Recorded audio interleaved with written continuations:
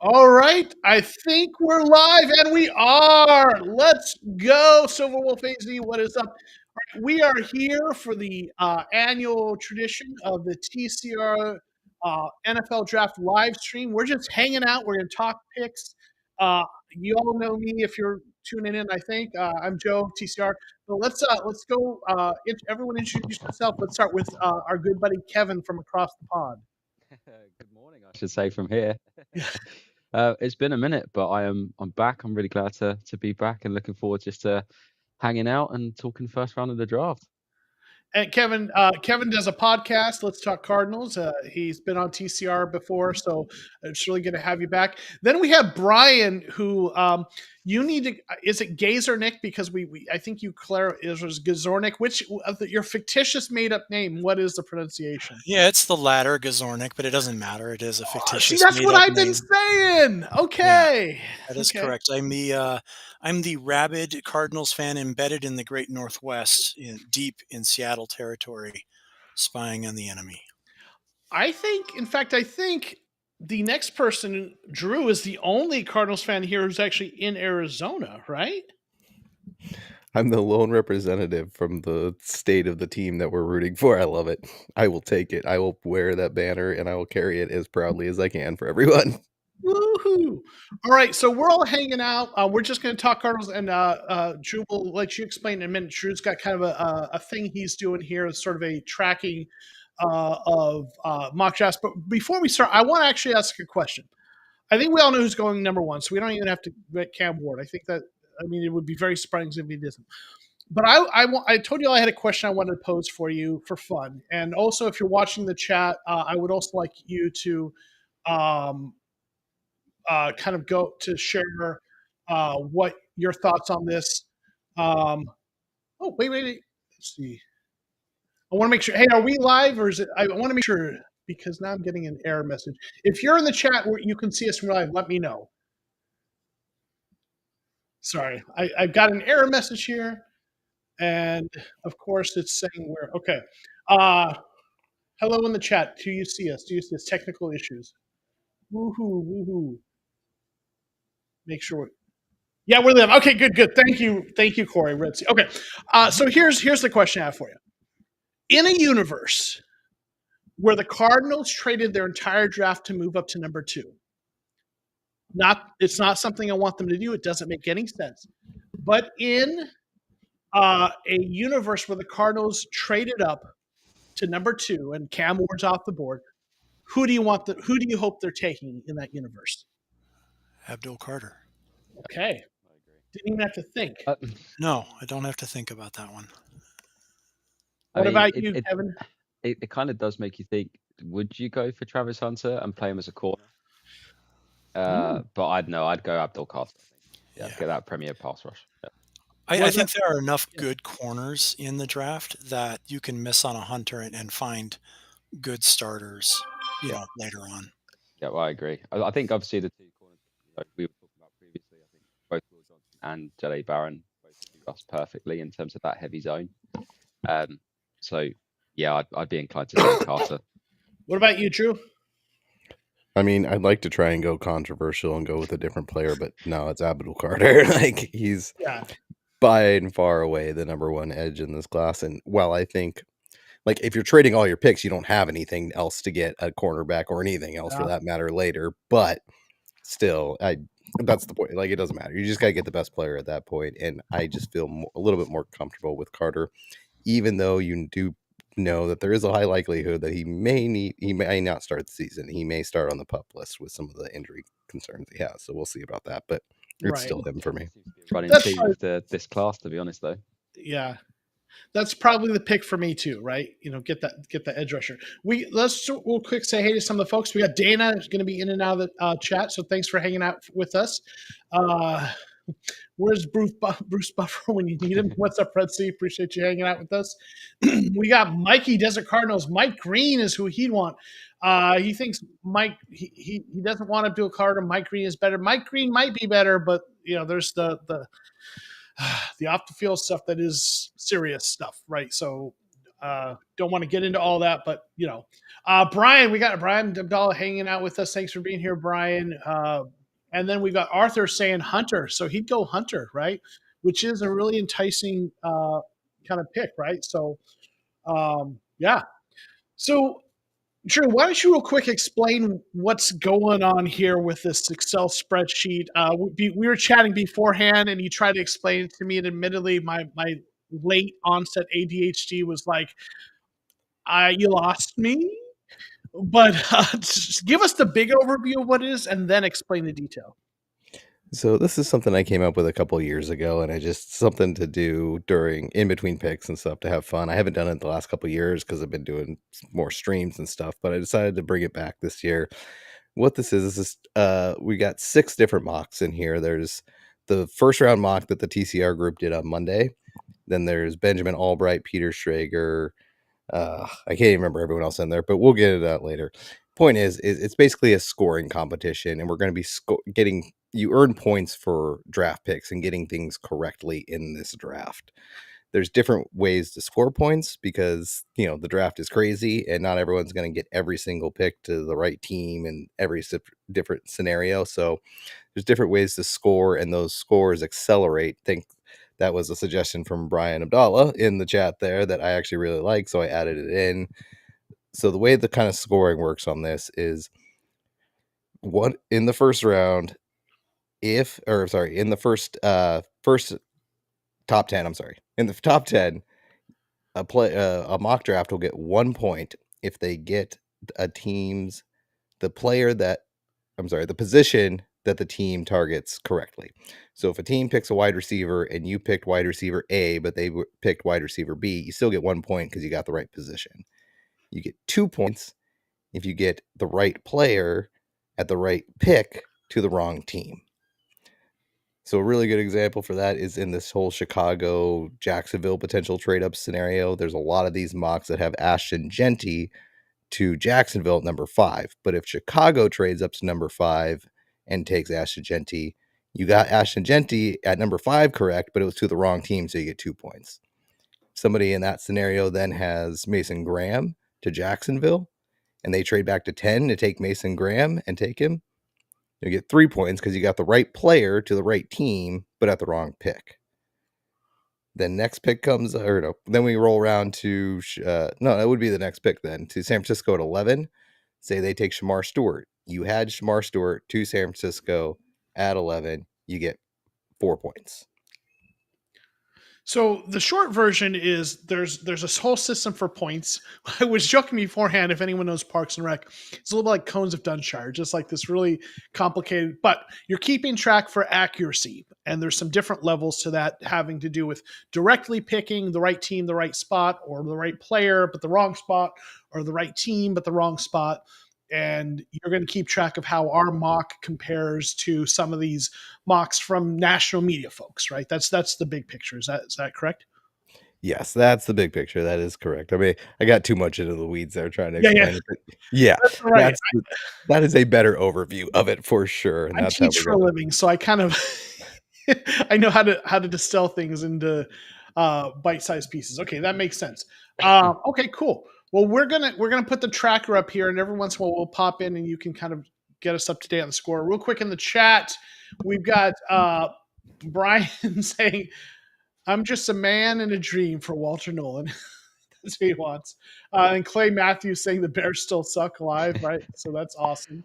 We're on the clock. I don't think we really are, right? But Tennessee, the draft is on the clock, not the Cardinals, right? Mikey saying, I think Triple Crown winner Nick Nash is going to be a great receiver. Okay, right? Nice. We'll see where he lands, right? Probably is he more of a day 3 player from a smaller school, I think. I'm guessing. But okay, Jake, what are the things for being here? I just want a good starter for the pick. Okay, that's all I want. And based on the way this draft is supposed to be lined up, it feels like this is a good starter draft first round, not star first round, right? That's just kind of what everyone's been saying, right? So the first pick, Tennessee is on the clock. This says the pick is in on PFF's tracker, I think. So I they haven't have shown it that on the possibly. screen yet. So I've got the NFL.com tracker right now. That's not showing a pick yet, right? But I've also on my own kind of computer, I've got the PFF, and they are showing Cam Ward as the pick. Well, I don't know if it's actually, sometimes folks there. Although, didn't they? Was it the NBA or the NFL that kind of put a moratorium on those early tweets for picks? I thought that was the NFL. Was it okay? Yeah. I thought it was. Yeah, Well, I'm watching the live broadcast, and they haven't even put that the pick is in up on their Yeah. board yet. Yeah, because I've seen more and more sort of like insiders saying that they're taking a small break from social media today, or they're too busy. So I wonder if they've kind of been told just to stop. Right. Be the first people in. We got Brandon. Evening to Sarah friends. Thanks for you being here. Clay says the message was from the president that the Bears suck. Oh, geez. Okay. Huh. I do think, yeah. So ESPN and all that, they'll still cut to Ian Rappaport when a team's on the clock and talk about the surprise extra workout they did with the guys. But don't tip picks. Mm-hmm. Right.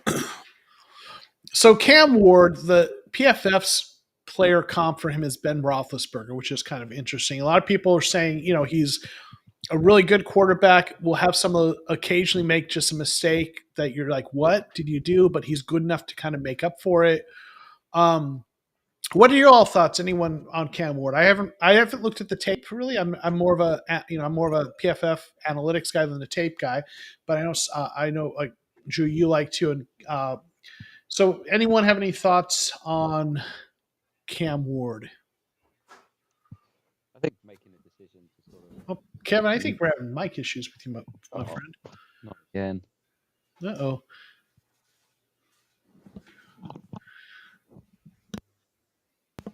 This is what I get for just setting up on my laptop rather than my Your podcast setup. Yeah. I think he made a really good decision in terms of going back to school this year. Mm-hmm. But again, I think if he came out in last year's class, he'd probably be QB. Oh, you're cut 5 again. QB 5. Yeah, probably. So it's obviously a massive need for them, but I don't think he's a good player, but I don't think he's a massive needle mover really. Well, based on that assessment, I think you're absolutely right that it was smart for him to go back. This is the right year for him to be number 1 overall. It says that, he made that in terms of just maximizing his opportunities, right? In this draft, he's the clear number 1, and Tennessee, the pick is in. Anyone else have any thoughts on Cam Ward? I'm not high on I'm not high on any of these quarterbacks this year. Cam would be the one I would take if I needed a quarterback. I would probably be doing everything I could to try and accumulate future capital because I think next year's class has a chance to be good to great, depending on who all kind of comes out and, declares and all that. But with Cam Ward specifically, my biggest thing about him is more, does he have the right mindset for the game? The biggest red flag to me was him quitting at halftime at the bowl game on Miami. And I think from what I heard that was kind of the plan going into the game, but I don't care. That was a crazy, awesome game in the first half. And you just go, yeah, no, I'm good. I showed enough of my skills and let my team go out there and try to win this game. It just bothered the heck out of me. Like, either sit out and just don't play the game at the beginning, but don't play the first half of the game and then not come back. So we'll see. I don't love him, but good luck to Tennessee. Breaking news: Jags have traded up. They did it. Yeah. Okay, hot take. I don't think they're trading up for Genty at number 2. No. I think it's got to be Abdul Carter. I think you're right, and I don't think that's even necessarily. I think they're trading up for Hunter. No, the Carter or Hunter, or Hunter. Hunter is who I think it is. Yeah. No, that makes sense. It could definitely be Hunter. But no, they probably could have sat where they were and got Genty. Right? Yes, that's why I don't think it's him. Yeah. So that's interesting. So Cam Ward, no surprise, he's the pick. Jaguars on the clock, right?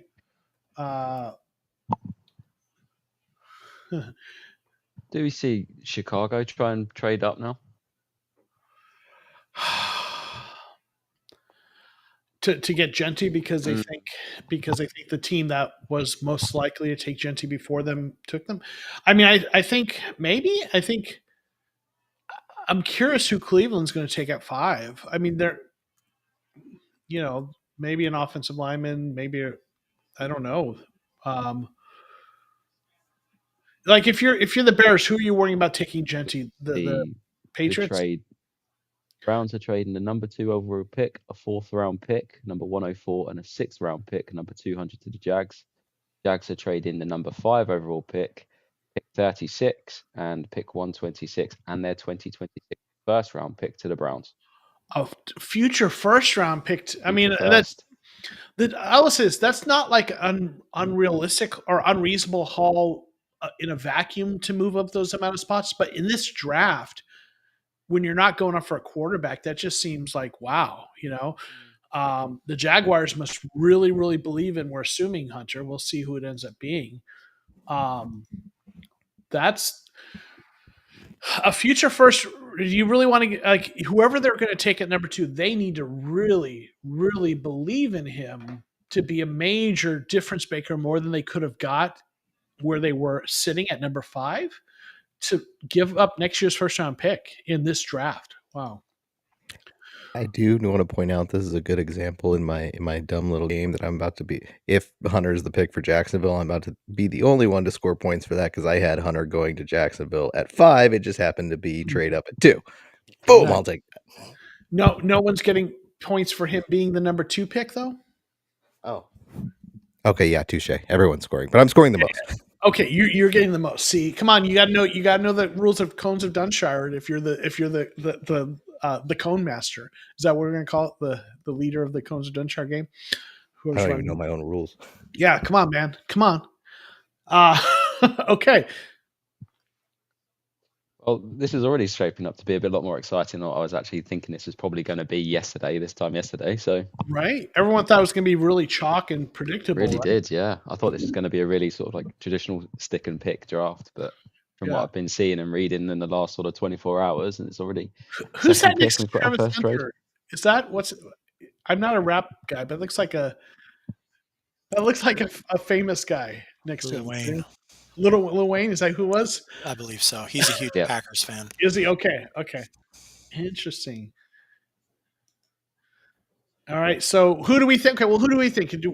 I think it's Travis Hunter for Jaguars. Anyone think different? Yeah, I think the same. I think it's Hunter. Yeah. There's been lots of talk to say that lots of teams have been like enamored with him through the whole process. So it would make sense that the first trade up is probably going to be for Travis. Chat seems to all agree too. They're thinking Hunter. I feel like I'm on crazy pills. Like I've never been enamored with him. I think he's a good cornerback. I think he's a decent receiver. I don't think he might not be the top at either position for me. Yeah. I think he's got the wide receiver upside. Like I think he could be the number 1 wide receiver if he fully commits to that position. But I prefer him there over corner personally.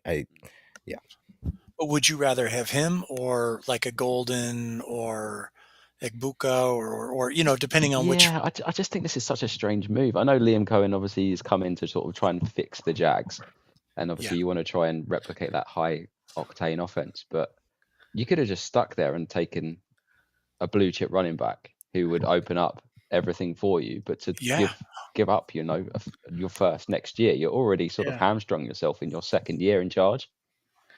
I said it on Monday. I said that Jacksonville has an owner who owns a professional wrestling company. They are the team in this draft that will play him at both positions. Like I can actually see them doing it because they're insane like that. So in that mindset, you're getting 2 positions for 1. So I can see their mindset. Say the thing I keep hearing about Travis Hunter, right? And this is from people like who do stuff, people like the Bootleg Podcast, right? Brett Coleman and EJ Snyder, other folks like that, is what I keep hearing from people who are scouting him is that, like, whether or not he's the best receiver quarterback, they're saying they see from him these movement skills and this skill set that they've never seen at that level before, that there's just certain things he does physically that they've never seen before. And then on top of that, he lives and breathes football. So maybe he's not the best cornerback in the draft right now. Maybe he's number 2 or 3. Maybe he's not the best receiver right in the draft right now. Maybe he's number 2 or 3. But I think they see this combination of he's already that good at both of those, plus has these rare physical traits that they haven't seen before, and he has like this kind of work ethic for and this love for football. So I think people are betting on some of that potential as well. And it looks like from PFF, Travis Hunter is the pick based on their tracker. So, so I don't know. I think some of it is it's both what he's done plus some traits and character things they love. But I've got a really important question. Can anyone do a good impression of, is it Liam Cohen's Duval? Who's got the best impression of his Duval? I'm not even going to try and attempt it, No, I don't think. that was so It's not so mean. much that, it's just the head movement that he does it. It's just kind of creepy, Duval. like it's a snake. It's like, you know what the problem was? He like commit to it, right? Because he was trying to kind of do it, but he didn't commit enough, and it just came out flat, right? It's so bad. Oh man. I probably look like him most of anyone in the group here, but I cannot. I'm not even gonna try. You're not gonna try it? Aw. All right, so Giants on the clock. What do we think? I mean, I know what the chalk pick is, but what do we all think that they're going to do with this next pick? See, Armstead did it better. He just did a Duval that at least looked right, sounded right. Yeah, this has got to be Carter, right? That's For what the I Giants. But I'd be taking calls if I was the Giants. Yeah, right. I mean, if you're the Giants, you can trade back and then pick up some picks. You consider that, but so I also think it's Carter. Does everyone think it's Carter if they stick? If the Giants stick? Yeah. If they trade, I think whoever trades up there is probably Carter, right? Yeah, I think so.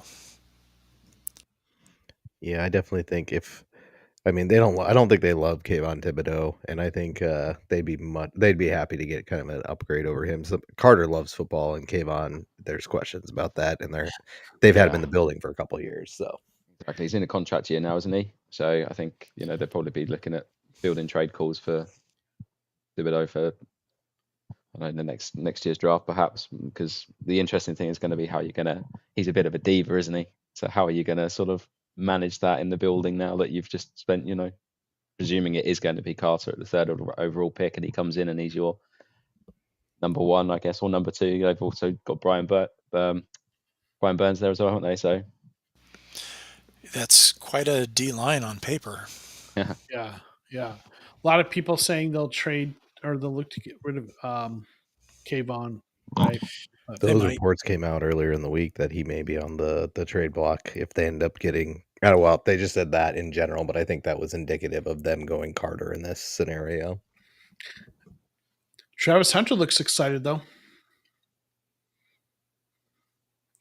That is a bright coat. I like it. It pops. That is a choice.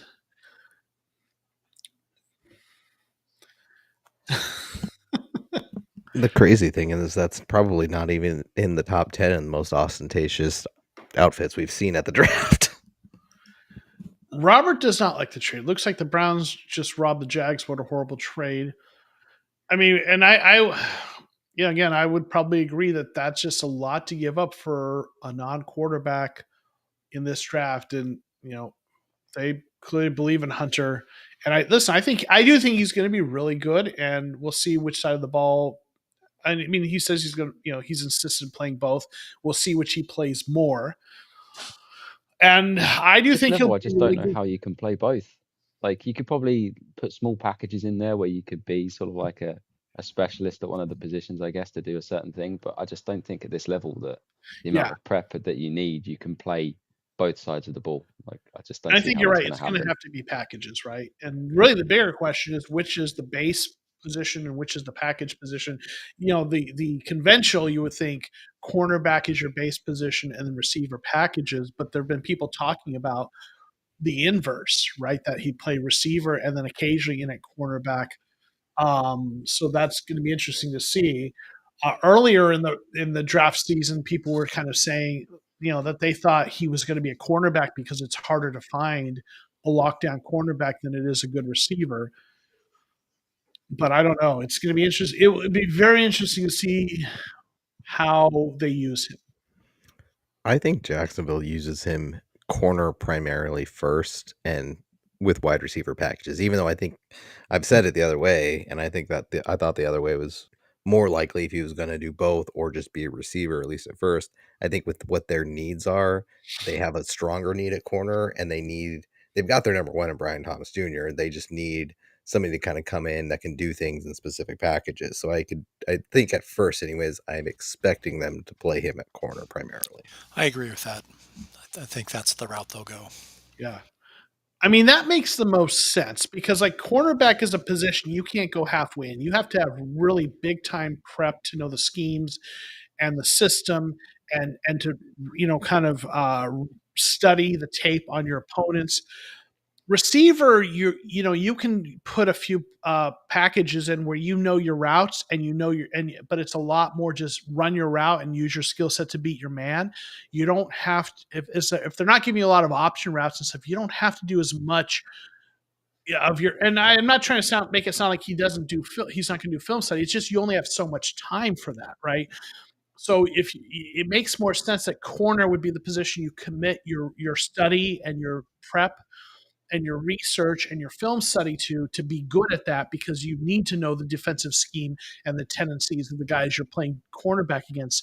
And then with receiver, give you a small package of plays, know what your route is, and use your skills to beat your man and and just kind of execute. And it feels like you don't have to allocate as much of your time to that to make that work, right? To me, it makes a lot of sense.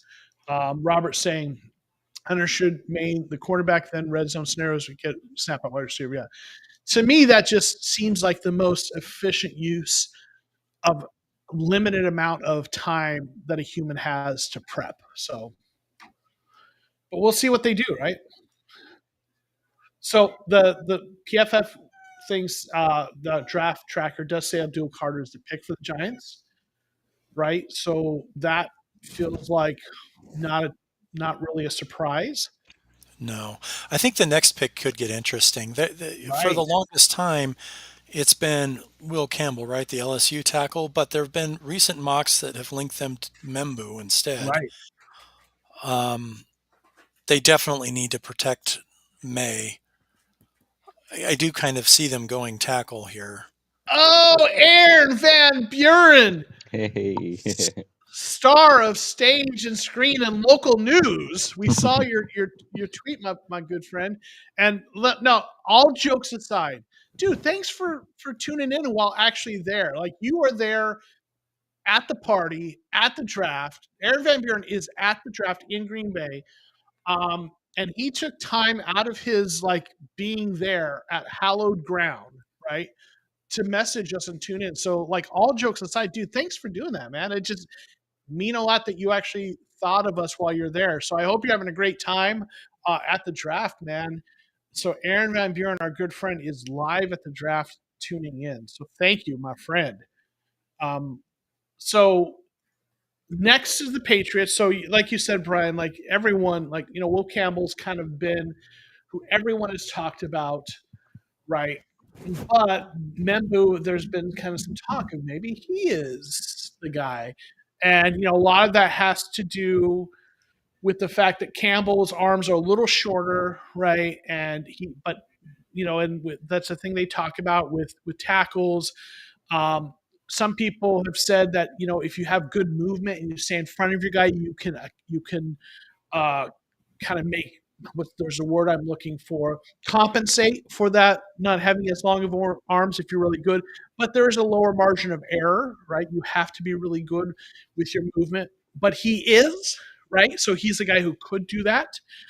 So Will Campbell, though, is a guy who might be moved inside, and Membu has the arm length and the wingspan to stick at tackle, right? But there are also people who've said Will Campbell could be a good tackle, but like an all-pro guard, right? So do you take him, try him at tackle, or even just move him into guard? But those are kind of the two most likely picks people are talking about for the Patriots, though there's been a little bit of Ashton Genty kind of noise. So what do you all think? Which direction are you gonna project they go? Let's start with Kevin and work our way down.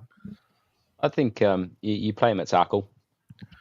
And I think you play him at tackle. This is Will Campbell, sorry. They take Campbell, though. Yeah, I'd say you still take Will Campbell, but I think you play him at tackle until he can't. I think the worst case scenario is you get a starting left tackle. The best case is obviously you get a franchise left tackle, and the worst case scenario is you get a potential pro guard. So I think that's what you do really. You try him at tackle, and if it doesn't work, then you just kick him inside. Okay, Brian, what do you think? I think up until the combine and before that, the Senior Bowl, that the two tackles that were at the top of the class were Banks and Will Campbell. Membu kind of came on late in the process. I do think ultimately it'll be Will Campbell, and I think they have to try him at tackle if they're taking him 4th overall first. Okay. And Drew, what do you think? One of the things about rising late that Benjamin Albright's talked about is nobody actually rises this late, is the media just catches up to where the teams are actually at. Right. And I've seen Membu linked to to New England for quite a while. So, and I mentioned it on stream a few weeks ago that on Montreal Monday that the New England loves him. And that was when Kyler was blown away. He's like, dang, he's had one of the best kind of rises in this whole offseason. So I'll go off the board. I'll say Armin Membu here. Okay. I'm not going to make a pick because PFF has already shown who it is. So I would be cheating. It's Will Campbell. So appreciate you trying to zag when we zigged, Drew, but you're wrong. Drew, I would not have been surprised in the slightest if it had been Membu. Honestly, I'm right there with you. Yeah. I think he might be a safer prospect at tackle. I think what ultimately made their decision is the fact that Will Campbell is a guaranteed left tackle if he's a tackle, whereas Membu's a guaranteed right tackle, and they've got win there. Yeah, and I think you can argue either direction, right? With one of the directions, you've got maybe he's going to be a good enough tackle, but he definitely will be a really good guard. So there's a safety net there of him being an outstanding guard, but you try him at tackle. With the other one, the safety net is if he can't be your left tackle, he can be your right tackle, right? And so I don't think you can go wrong, right? Let's see, Brian. These picks are breaking 5 minutes before ESPN. You're welcome. You're welcome, my friend. But thanks to PFF, right? Shedeur Sanders to the Browns. Wow, that's. I mean, they need a quarterback. If I'm not the Tennessee at number 1, I am waiting to the second round for a quarterback because I don't love anyone else in this draft enough. Maybe even third round. Just take a guy like Shuck in the later who can be starter if you need him to. But I'm not sure he makes it out of the second round. Personally, he's a guy that's been getting a lot of buzz. Yeah. I need to just jump in real quick. I need to just hop off here my health has been an issue, so I just want to throw out real quick that I may have to hop off a couple times to deal with some meds and some other issues. So just letting you know, if you see that, I'll be back. It's a long night, so just whenever you need to jump off, and jump back in. We're all good. So, all right, Browns on the clock. What do we think? It's about to get interesting. Good Lord, they're such a mess. Wow. Right? Oh, man. Didn't they just lose Jedrick Wills? Huh? Did they not just lose Jedrick Wills this offseason? I think so. Am I making that up? You're probably right. I don't pay close enough attention to the Browns. So they do need They do need a tackle. Yeah. We could see a run on tackles here, but I don't. I mean, Genty's probably going to the Raiders. I would have to assume if the Browns don't take him. Which I mean, the Browns really need quarterback, but they're. I agree with you, Joe. I'm not taking Shadur Sanders here. No. Yeah. The Browns just picked up an extra second round pick, so they've got some flexibility to move around the board Back a bit. later. Yeah. They could trade back in and swap with someone like Philadelphia, who might be looking to move down, or even the Vikings only have 4 or 5 picks in this draft. They might be looking to move down and pick up some capital, so that might be a good spot to target a quarterback a little bit later and still get that 5th-year option. I wouldn't be surprised. Like when you look at the Browns, at least based on PFF's their starters, they've got at right tackle, they've got Jack Conklin, right, solid veteran, and left tackle they've got DeJuan Jones, a 4th-round pick from a couple years ago, big dude, who didn't, his grade was 46.4 last year on 511 snaps. His rookie season, 64.7. So he kind of regressed a little bit. I think you could argue Membu, and then you move DeJuan Jones. Like Conklin's 30 years old, almost 31. He's solid. Former early 1st-round pick. But maybe you kind of move DeJuan Jones to right tackle, and you draft Membu right for your left tackle. I definitely don't feel like they're set at left tackle with DeJuan Jones. So to me, but the pick is in. You ready? About 8 minutes after the PFF. Yeah. The pick is in for per PFF at least, Mason Graham. Oh, really? Oh, that's really, really ahead. I'm still just doing the Patriot selection at the moment. Yeah. PFF is way early on this stuff, so I'm glad. Yeah. Wow. They're kind of like going anti what we were talking about before when they releasing the picks a bit early. Yeah. Thank you. All right, so the Raiders are on the board, right? It's got to be Ashton, right? They've been linked to him a lot. But again, I've seen a lot of talk to say that they could just be looking at tackle as well. We keep being warned as well that there's going to be an early run on tackles this year. So because there's word that there's issues with Colton Miller's contract. Their right tackle DJ Glaze is a 3rd-rounder from last year, who played well, 66.1. So I don't know, like if this is the thing. What's going on with Colton Miller? Are they going to work that out or not? Right? Because if they are, then you're good, right? And he's solid, and they've got a guy at right tackle that you like. If they're not, so then you figure it out. I'll tell you, I'm going to say though, I think that it's probably not tackle, because I think they think, unless they know for a fact they cannot work things out with Colton Miller, but the odds, like you just seem like you're going to figure that out with the guy who's in house. You'll figure it out. So I agree. So I think it's more likely Genty, unless they're going to go in a different position. I think we see Genty here, and I think we see Membu to the Jets. Yeah. Yeah. I mean, I've seen a lot of talk to say that the Jets are looking quite heavily at tight end, but also a defensive player as well. Yeah. I mean, do the Raiders do something completely different though? Do we think that's it? Hard to say. It was back in the day with Al Davis used to say whatever could happen with the Raiders, but now Tom Brady's whispering in everybody's ears. I think it's going to be a bit different.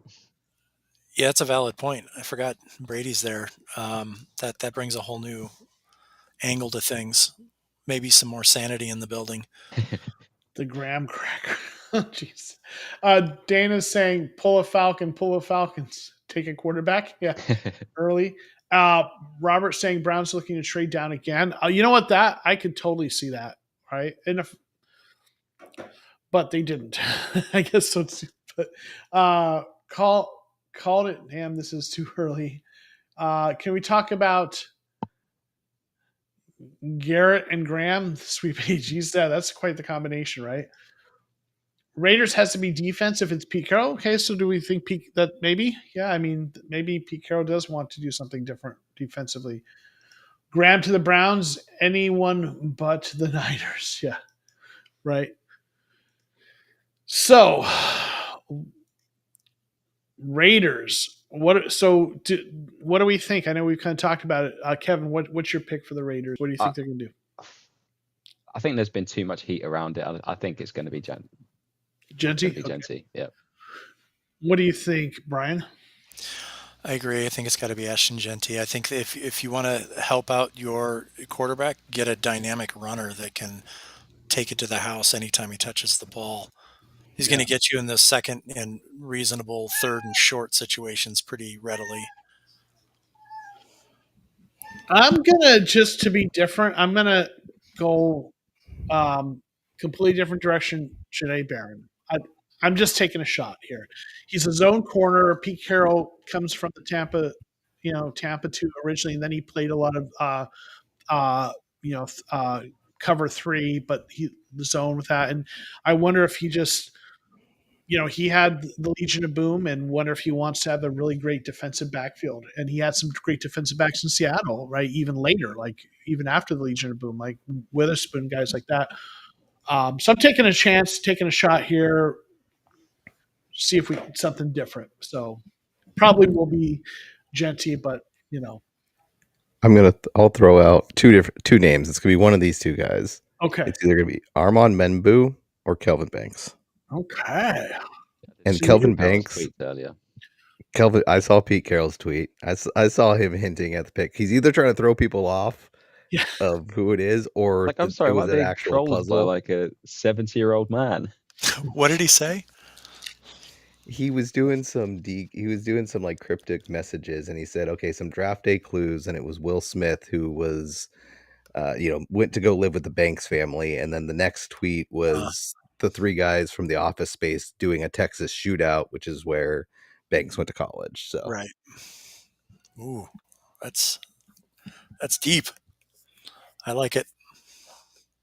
I mean, there has been a lot of talk about Banks, right, as the guy that they thought maybe. So he's like a high floor kind of a guy. I don't know. That's interesting. So that's I kind of forgot about all the buzz around him. Oh, and it is in for PFF. Ashton Genty per PFF. PFF are ruining the fun. Do you want me not to reveal them? I can do that if you want. I mean, they're literally only just handed in the Browns pick now. Yeah, I think it was PFF are spoiling the fun. They're all I'm going to send Trevor an angry message. Right. Do you guys want me not to tell you when it pops up on PFF? I can withhold that if you want. I mean, it's up to you guys. Preferably, I'd prefer if we didn't. Yeah, because it's okay. I think they've only just literally announced Mason Graham here. So okay, then I will stop revealing. Okay, Brian says please don't reveal. Shamar Stewart will be a Raiders pick, second guest DL. Okay. All right, so I will just sit here and enjoy the PFF prognostication or the time warp. So I do think, should we talk Jets? Because I do think that they need tackle help, don't they? They need defensive line too, but is there anyone D-line that you want at 7 overall with Mason Graham off the board? The only thing I think of is with Aaron Glenn, he's going to want to come in and he's going to want to get the culture set, being that type of guy. And he is an ex-corner, so I keep thinking Jade Barron, but I think the sensible thing for them to do would go for tackle, and then you've got bookend tackles. Yeah. They have some nice guards. Yeah, they've got Elijah Vera-Tucker. They also just drafted Fashanu. They've got Fashanu, who they drafted last year, who's right now the left tackle. To me, Joe Tippmann. Joe Tippmann's their center, right? Yeah. And I think, but the right tackle, Okafor. They just lost Morgan Moses, didn't they? So I think, to me, Membu makes so much sense. I think so. Because you can put him at right tackle and keep developing Fashanu, right? And maybe they like Banks better, but you weren't sure if Membu was going to be here, right?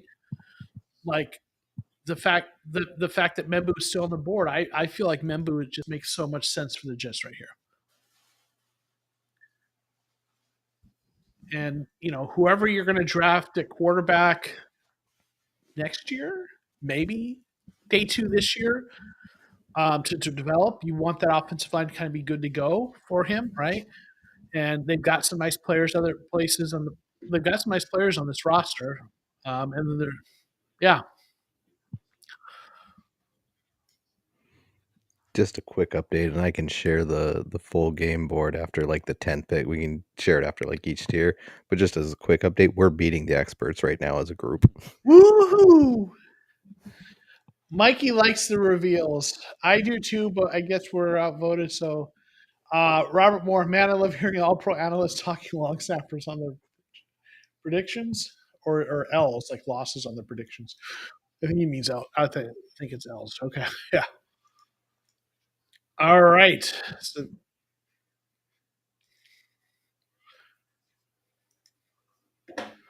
So the pick is in for the Raiders. Obviously, we know who it is.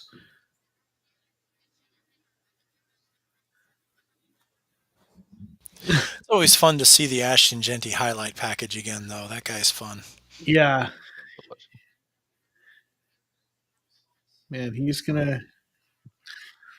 Yeah. I mean, I'm not. We've talked about this a lot on live streams. I'm not a running back in the first round guy, but in this draft, man, it's just not. And he is such a great player. I don't hate it. Yeah, I really think Genty's special. I think he is I've got him number 1 on my big board. So you're getting him at 6 surplus value. Yes, yeah. It's a win. So for Jets, I've got Membu as who I'm picking. Who is everyone else picking? Same. Kevin, who do you think for the Jets? I'm going to go against the grain. I'm going to say it's going to be Teddy Barron. Okay. I think the first corner is going to come off the board here just because of the ties for Aaron Glenn. Yeah, I think it should be a tackle, but that's what my gut's just telling me. Okay. Drew, what do you think? Or I'll throw another name out here as well. Sorry. Potentially Tyler Warren. Okay. I could see that. I could see any of the 3 mentioned, so I'll just double down and stick with Membu. Yeah. Okay. The Jets are one of those teams that perennially kind of throw you a curveball sometime throughout the draft, so could be anything. Right. At least they don't have like 21 picks this year to just, not throw 21 curveballs and have them all be at least decent players. Right. And still be drafting in the top 10. I think what's interesting about this year's draft as well, though, is, you could probably look at maybe like the top 10, 12 picks and know roughly the players who are going to go there and roughly, whereabouts they're going to land. But after that, I think it's just a complete free-for-all. There's like no idea where people are going to go. I mean, so far the players picked the movement was the real story, but like the players picked has been so far very much chalk, right? Like just like Ward, Hunter, Carter, right? And then Campbell was largely mocked at number 4, right? Mason Graham, for a lot of people, was mocked at number 5, but there were some people talking he might go a little later than that. But okay, he was in this range. Genty was, earlier he had been mocked closer to 10, but there have been talk lately of him going earlier, so no surprises. PFF has populated the Jets pick, but I'm not going to reveal that. So yeah, so far the picks haven't been a shock. I think is just the movement, right? I agree. It would have been a lot more fun if Cleveland had done something completely nuts, like take Jackson Dart at 5. Right? So we need the Michael Penix something like that. Like I think we're maybe forgetting So how much fun that was last year. Like, right, just all those out of left field like Penix and even Nick's was Penix at 12 or whatever it was. yeah. Brian Valhor from a good source, Membu was promised to 10, right? If he doesn't go earlier, right? Right. Please go. I like Devin Neal from KU in later rounds. I think he would be a gem in this draft. Nice, nice. All right.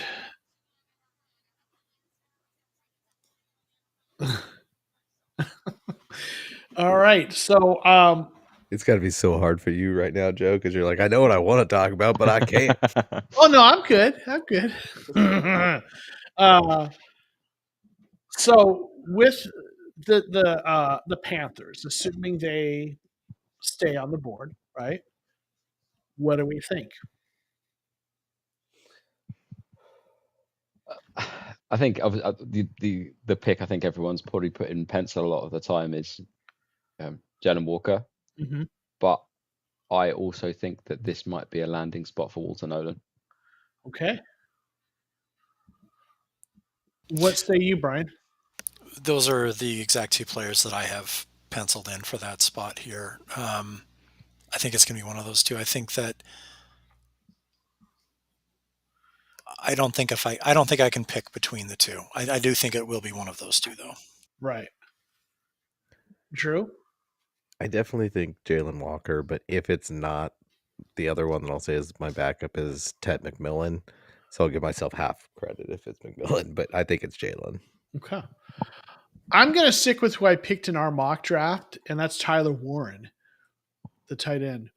I do think Jalen Walker is probably the best chance in a lot of, or he's definitely the most popular mock to them, and everyone talks about how much they love his football character and his intelligence, and they may just absolutely just have fallen in love with that. So Jalen Walker, I could, if it's not Warren, I think it's Walker, but I'm going to go with the guy I picked because I thought, I know that some people say it's early for tight end, and I get that from value-based drafting, but getting a tight end for your quarterback, right, and an elite tight end, could be really helpful. So we'll see. Plus 2 tight ends off the board will be great for us. Right, exactly. Because if Indy don't go tight end, then that's probably been the worst played draft ever by right. Ballard. Every position that comes off the board that we're not interested in is a plus for us, right? Pushes someone further down. So waiting for this New Orleans pick at 9 to see if it really is going to be Jackson Dart. Oh man, I don't think it is. I think in this draft, again, we've talked about this before. In this class, if you aren't number one taking Cam Ward and you need a quarterback, I'm waiting on day 2. I'm going to see I don't love anyone else enough. If you're dead set on taking a quarterback, take one on day 2. But if you can even get through this year without taking one and just wait till next year, I'd rather do that. Build a good roster for that next year's quarterback. Yeah, I think they're one of the 2 or 3 teams. I think Cleveland's the third. Yeah, so 3 teams with the Giants that are trying to trade back up ahead of Pittsburgh. So if Dart goes in the first round, it'll probably be, somewhere between 20 and who knows, 16. Yeah. Robert saying Daniel Jeremiah went against the grain with his final mock. Lots of first rounders dropping to the second. Either he whipped this year or he's a sorcerer.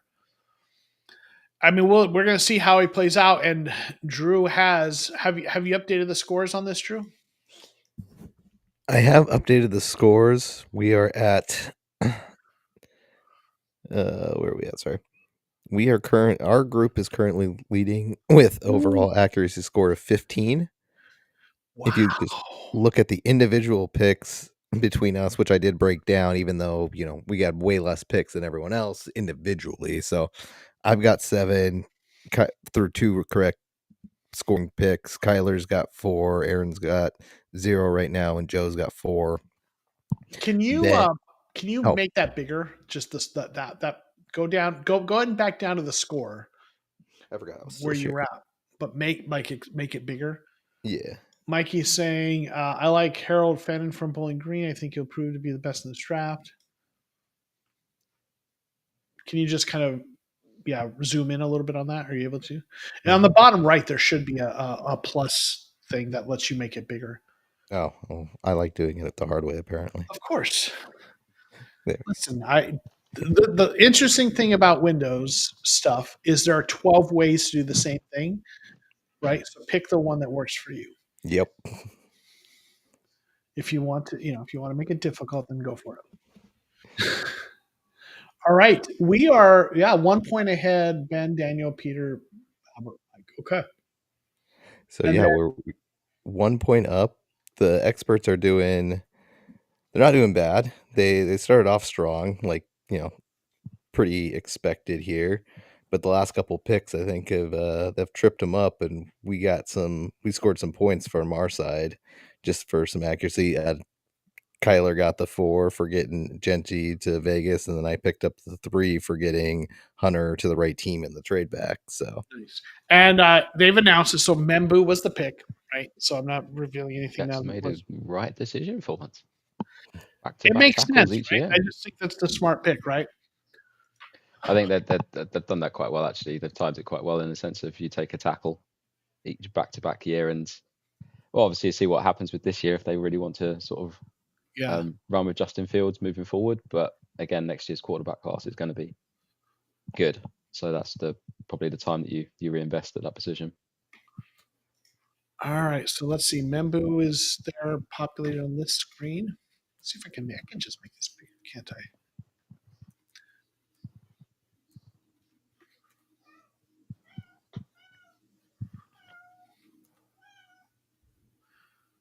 All right, so the Panthers are on the clock. And okay, PFF has done their pick. First sources, that's where he thought he would go. Okay. For Membu, I'm guessing. All right.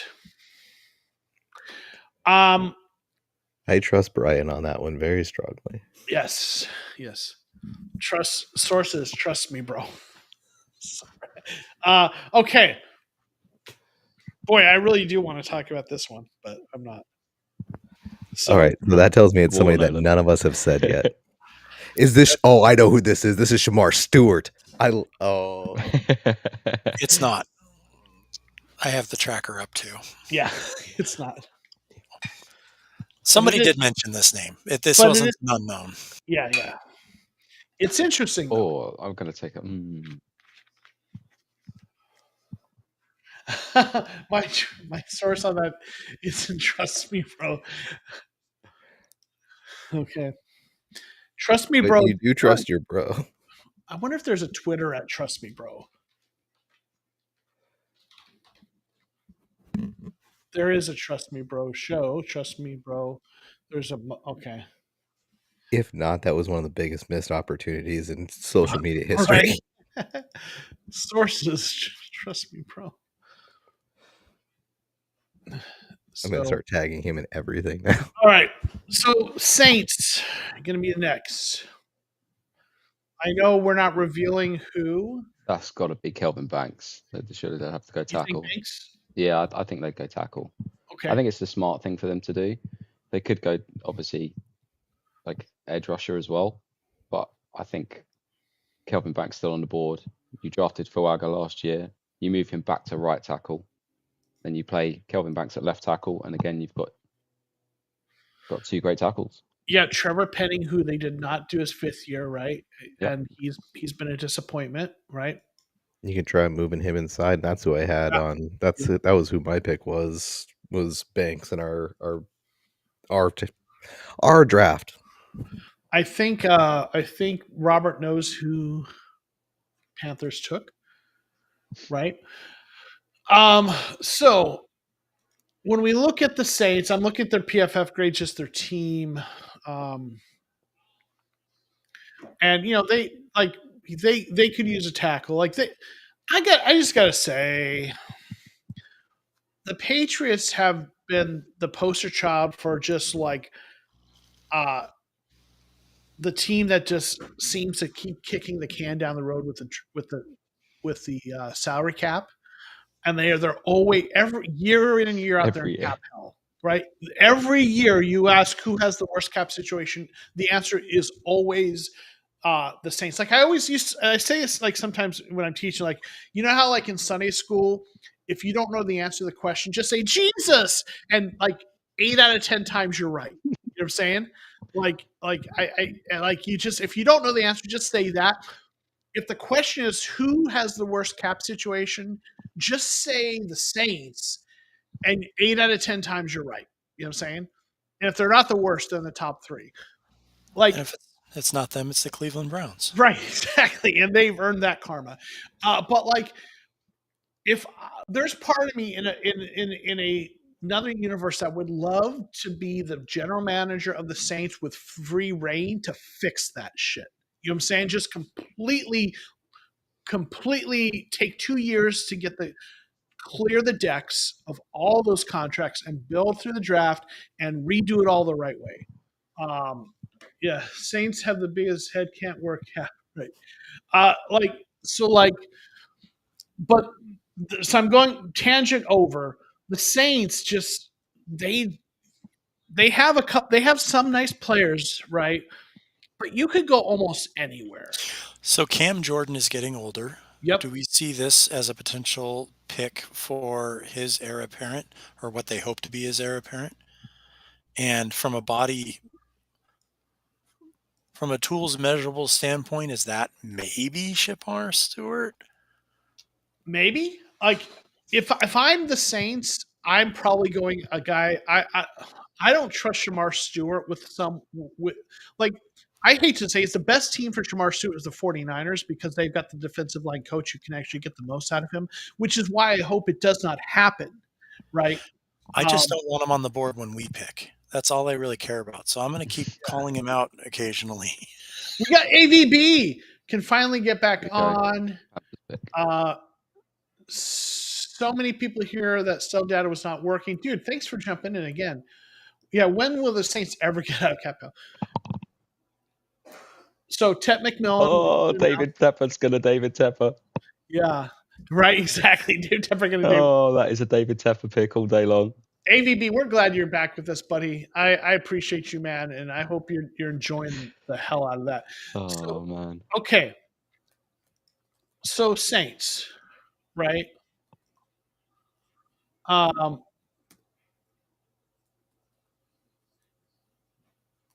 Sorry, I'm just. That's not to say I don't like Tet. I do like Tet. I just think they had other glaring needs. I would have gone somewhere else on them. Yeah, 100%. Yeah. I mean, their wide receiver 1 last year was Jalen Coker. Yeah. Coming back to what Brian's saying, I'm looking at like the PFF grades. I'm going to do something. I'm going to set this up so that I can go between a couple different things. Sorry, I want to get the draft tracker. Bear with me. Okay. And then I'm gonna set up so I can do this PFF thing. Okay, share screen. Window. There we go. I'm talking through this. Okay. Now, okay. So I've got this, and hopefully this works. Yes. Okay. PFF, right? Here's the PFF Saints. Okay. This is what I want to do. Like, you could go tackle, right, to replace Penning. But to Brian's point, you know, Cameron Jordan's such a great player. What a solid, long career, good player, good care. Like he's been a great for their for their organization. But like you look at it right now, everyone but him, like Chase Young, okay, you know, a guy you're trying to get something out of, but he's not like. We'll see, right? We got Gottschall, guy that I think didn't they trade for him from the from the Patriots? He was drafted by the Patriots, I think. But like he's older, okay, not great. Right? I mean, the grade's not great. Brian Versey, like, you know, has not played well at all. High, you know, first round pick, but has not in fact got worse, right? And then, got Carl Granderson, who's 28 years old, grades well, but like there is such an opportunity to improve this defensive line, right? Whether you go edge or defensive interior, when we look at their defensive interior and the defensive line, the whole roster, like there is no one there. I mean, that I feel great about, right? I can't comment any longer because PFF updated their tracker. Okay. So now I need to check. New Orleans pick is almost in on television, so we're almost there, but I did just have to look this one up and I know what it is. I like the pick for them.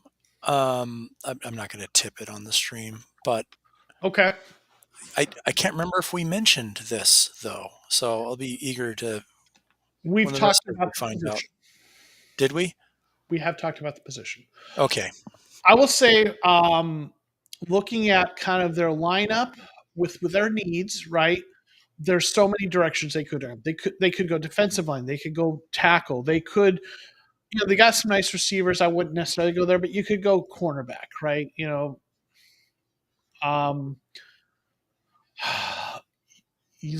could go so many different places, right? If I'm them, I'm probably going one of three positions, either somewhere on the defensive line or going. So I'm either going somewhere on the defensive line or I'm going off tackle or I'm going cornerback. Those are the three positions, right? Brian Panthers. I think tackle. Yeah, I think that's where they go. Like I said, I quite like the idea of moving Fuaga back over to right tackle and drafting your left tackle of the future. And you've got both tackles on rookie deals, 5-year options. AVB does not like the music that they're playing. Okay. Saints pick is in. Robert has seen it. He likes the pick for them. This is a team, when I was talking about just their cap health, there's so many places they can go. The roster in general needs a lot of work at a lot of positions. So there's a lot of places that they could have messed it up. I've seen what it is. I do not think they messed it up. I'll say that, right? No, I think this was the right pick. Yeah. I would say it's a right pick, right? In my opinion, there's a couple picks that could have been right because you were saying, Brian, the need for pass rush, right? Whether it's interior or edge. If they went with a really good defensive lineman or edge rusher, I'm good with that too. If they go with tackle, I'm good with that too. If they go with cornerback, I'm good with that too. But I do think what they did makes sense. So it's announced now. Do you see it, Kevin? It's walking up to the podium now. Okay. I wanted to make. It looks like I'm a little ahead of you on TV, so that's why I just want to make sure. You're ahead of me too. Roger's just now talking into the microphone, but I've got the PFF tracker up. I know who it is. Yeah. Well done, Saints.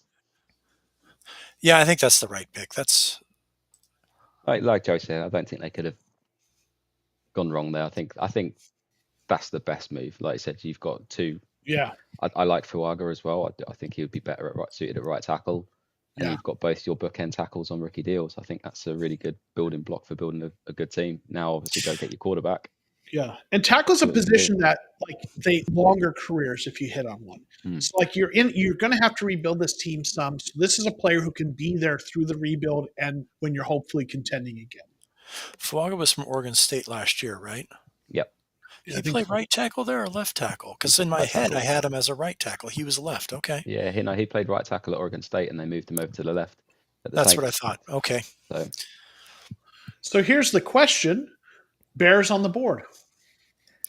Real quick, I'm sorry. I've got to brag because I was the only one who got that pick right out of all the experts. I had Banks, and I got made fun of it on Monday night for it. So, I'm going to go with my mock I put out earlier today, and it's going to be the curveball, and it's going to be what people are going to think is early, but I'm going to say Trevion Henderson. Okay. The running back from Ohio State. Interesting. I mean, they could use a running back. I like that. A quarterback. They could use a. But it's already been tipped. Oh, has it for the Bears? Defensive line?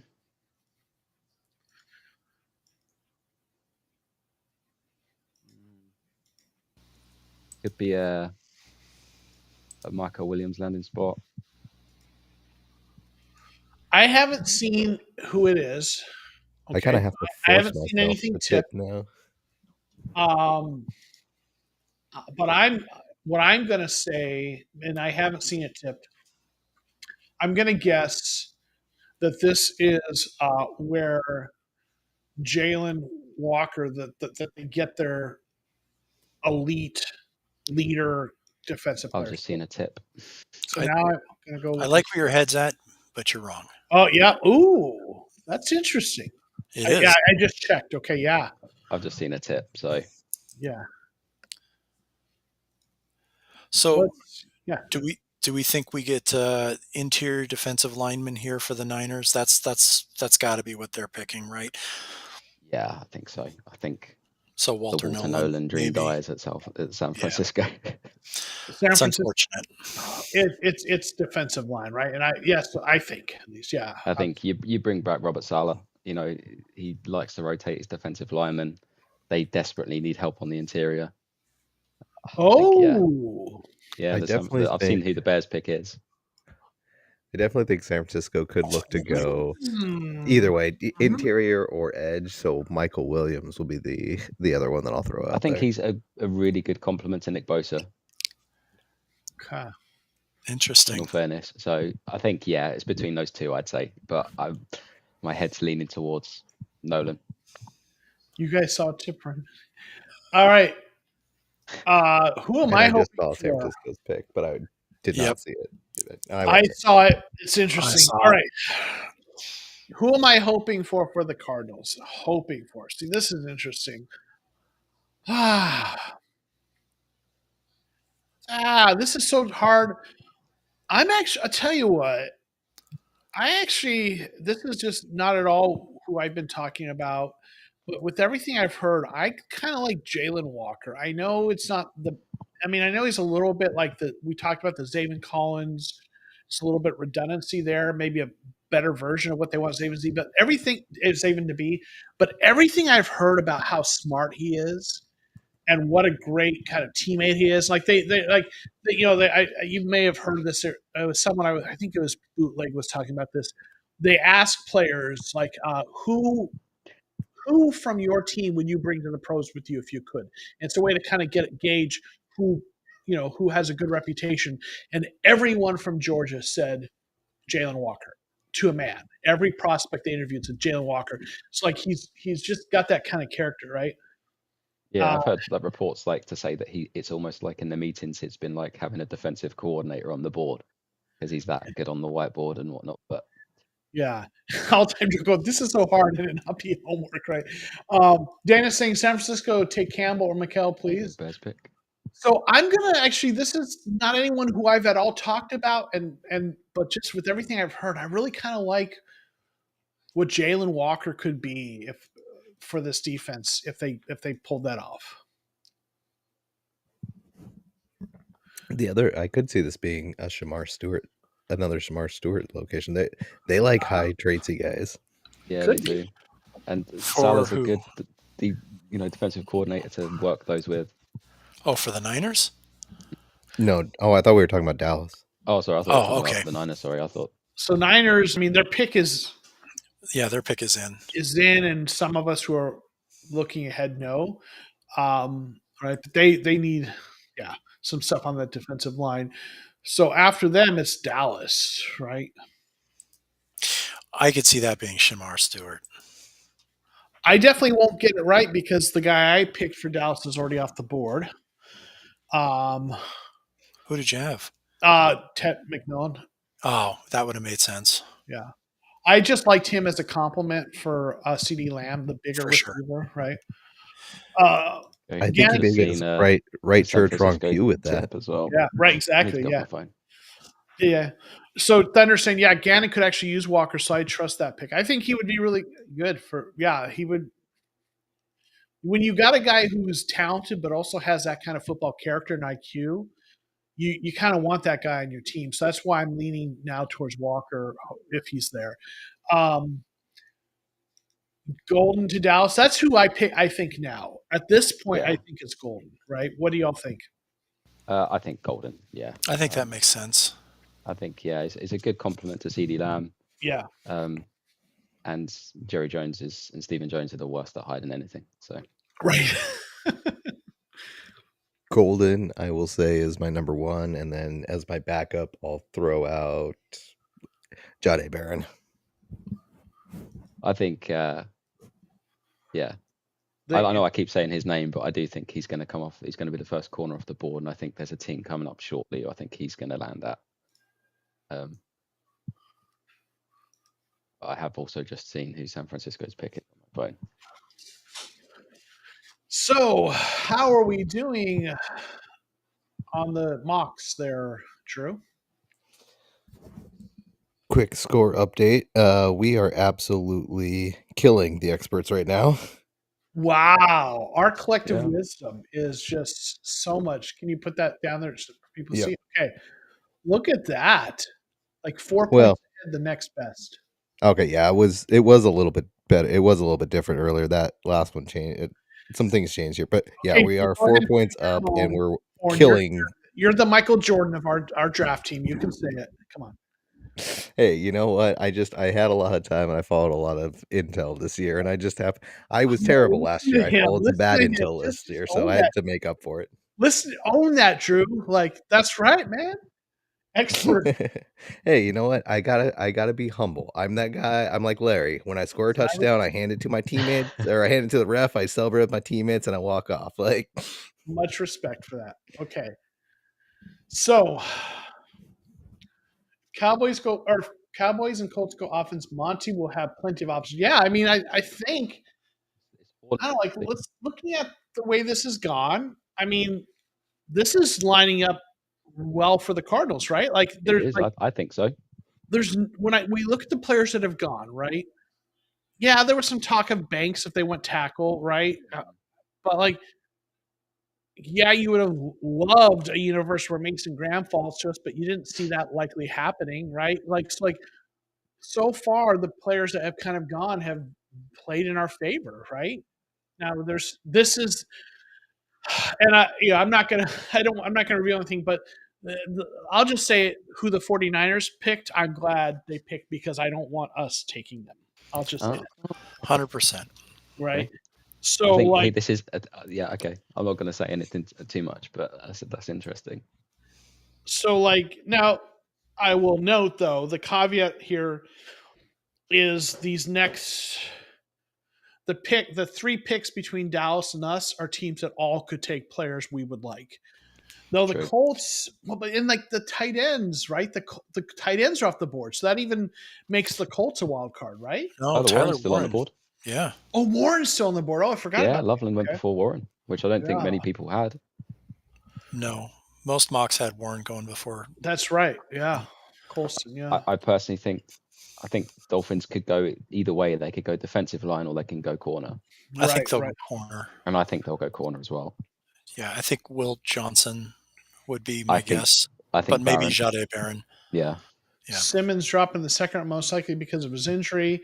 Yeah, that Jeremiah has it. I will say though, and I know there's the off the field stuff. I think Simmons just sounds like a Chiefs pick.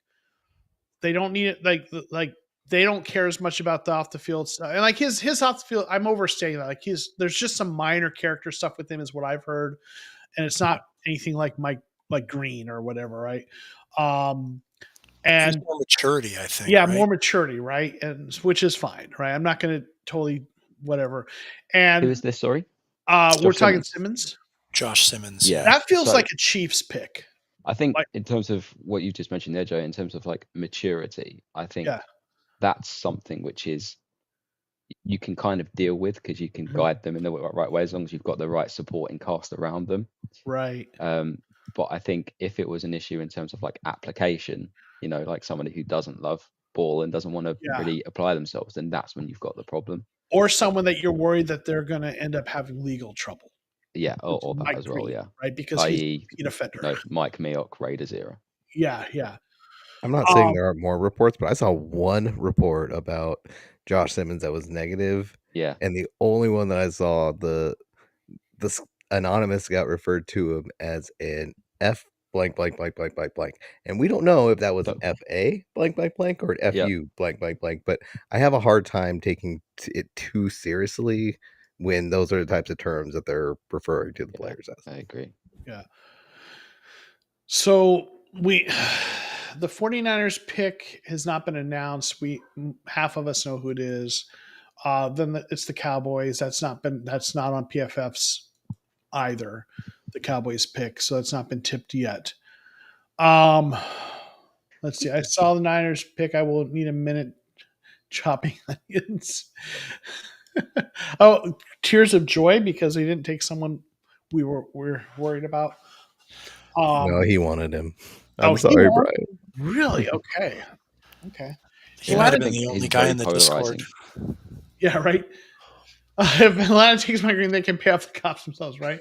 I agree. I can see Chiefs going for Simmons unless Cardinals trip to 30 to take Simmons per my final watch on Monday. Nice. Yeah, I think you're right though. Chiefs for Simmons is kind of they need a left tackle, and and they're willing to take guys with a little bit of risk. And listen, I don't want to take credit for that. Like I've heard other people saying this, right? So that's it's just the frustrating thing about Simmons because I think if you had an absolute guarantee from his injury and that he could recover from that injury. Yeah, he's I think the injury concern goes out the window, and then he's probably arguably in the conversation for the top tackle, and he's an elite mover, and I just think he's landing someone like that would just be so unfair. Easily. Kansas City has Juwan Taylor at right tackle, right, and then they have Jalen Moore, a 5th round pick from years back at left tackle, who's decent, right? And they got Hump, didn't they? I'm sorry. They used Hump as well. DJ Humphries. Yeah, they did, but I think it might have been just a year deal. He might be gone now. It wasn't a 1 year deal though. Yeah, and it's like this is a team that they're going to be in contention. Like they're drafting late, right? They're going to be a contender, and we're drafting out late in the first round in a draft like this. And you're a good team with Patrick Mahomes. Take a shot at a guy because if you hit on Simmons, you have this franchise left tackle, right? It's just for them, it makes so much sense in so many ways. Let's see. Robert saying Nolan Grant Harmon are still available by a pick. I could see Monty trading down a little to get more draft. If there's obviously you need a partner, but if there's someone willing to trade back, and if you like 3 of those guys, right? If you like 3 or 4 of the guys, okay. So the 49ers pick showing up on NFL, Mikael Williams, right, which was a little bit of a surprise. But yeah, if you're the Cardinals and you like multiple guys and you can find a trade partner, trade back. Ooh, Cowboys pick has been tipped. Oh, I heard. Okay, so this is interesting. There was a Cowboys fan that called in on the radio to the NFL Network series,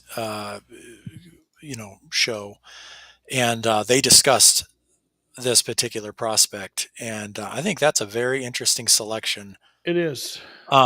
They needed it. It makes sense. It's really early. Yeah. Oh, okay. So right. Cowboys pick is this sort of what I might have been swaying to earlier? I don't remember. Let me have a look. No! As a Cardinals fan, I'm glad for the Cowboys pick because it's not anyone. They did need this, and okay. He was popularly mocked to us recently, and I'm like, that doesn't even fit our scheme, really, for what we like to do. I don't want to tip this. Maybe we can talk about it when it's a little bit more well known. I think he just kind of did. Did I? Lots of guys cannot be a scheme fit. I didn't even give offense or defense. All right, so let's look at Miami, right? Because that's who half of us, if not all of us, know who Dallas took. So Miami's next. Okay. Corner, right? They took Patrick Paul last year, 2nd round. He didn't play super well, but they drafted him to be a starter, right? Then Austin Jackson is the guy they drafted years ago, a few years back, right tackle. They could certainly upgrade at tackle. They're trying to get rid of Ramsey. They're trying to deal him. Ooh, they've got Storm Duck, the best name. But there's some great names in this year's draft as well. They've got James Danner, right guard. Their center, I think their center and guard, Aaron Brewer, decent, okay. So they could use some help at either tackle. Although Patrick Paul, they drafted him, they probably anticipate him being a starter, but they could still get another guy. They could certainly use a guard. I saw something to say that the Dolphins were aware of what was going to happen at left tackle, and they are comfortable apparently with Paul at left tackle. So you could argue they could use an upgraded guard, but you can get that day 2, right? So so cornerback seems like a major need. You've got Cam Smith here, who's a second-round pick from a couple years ago. Didn't play well last year at all.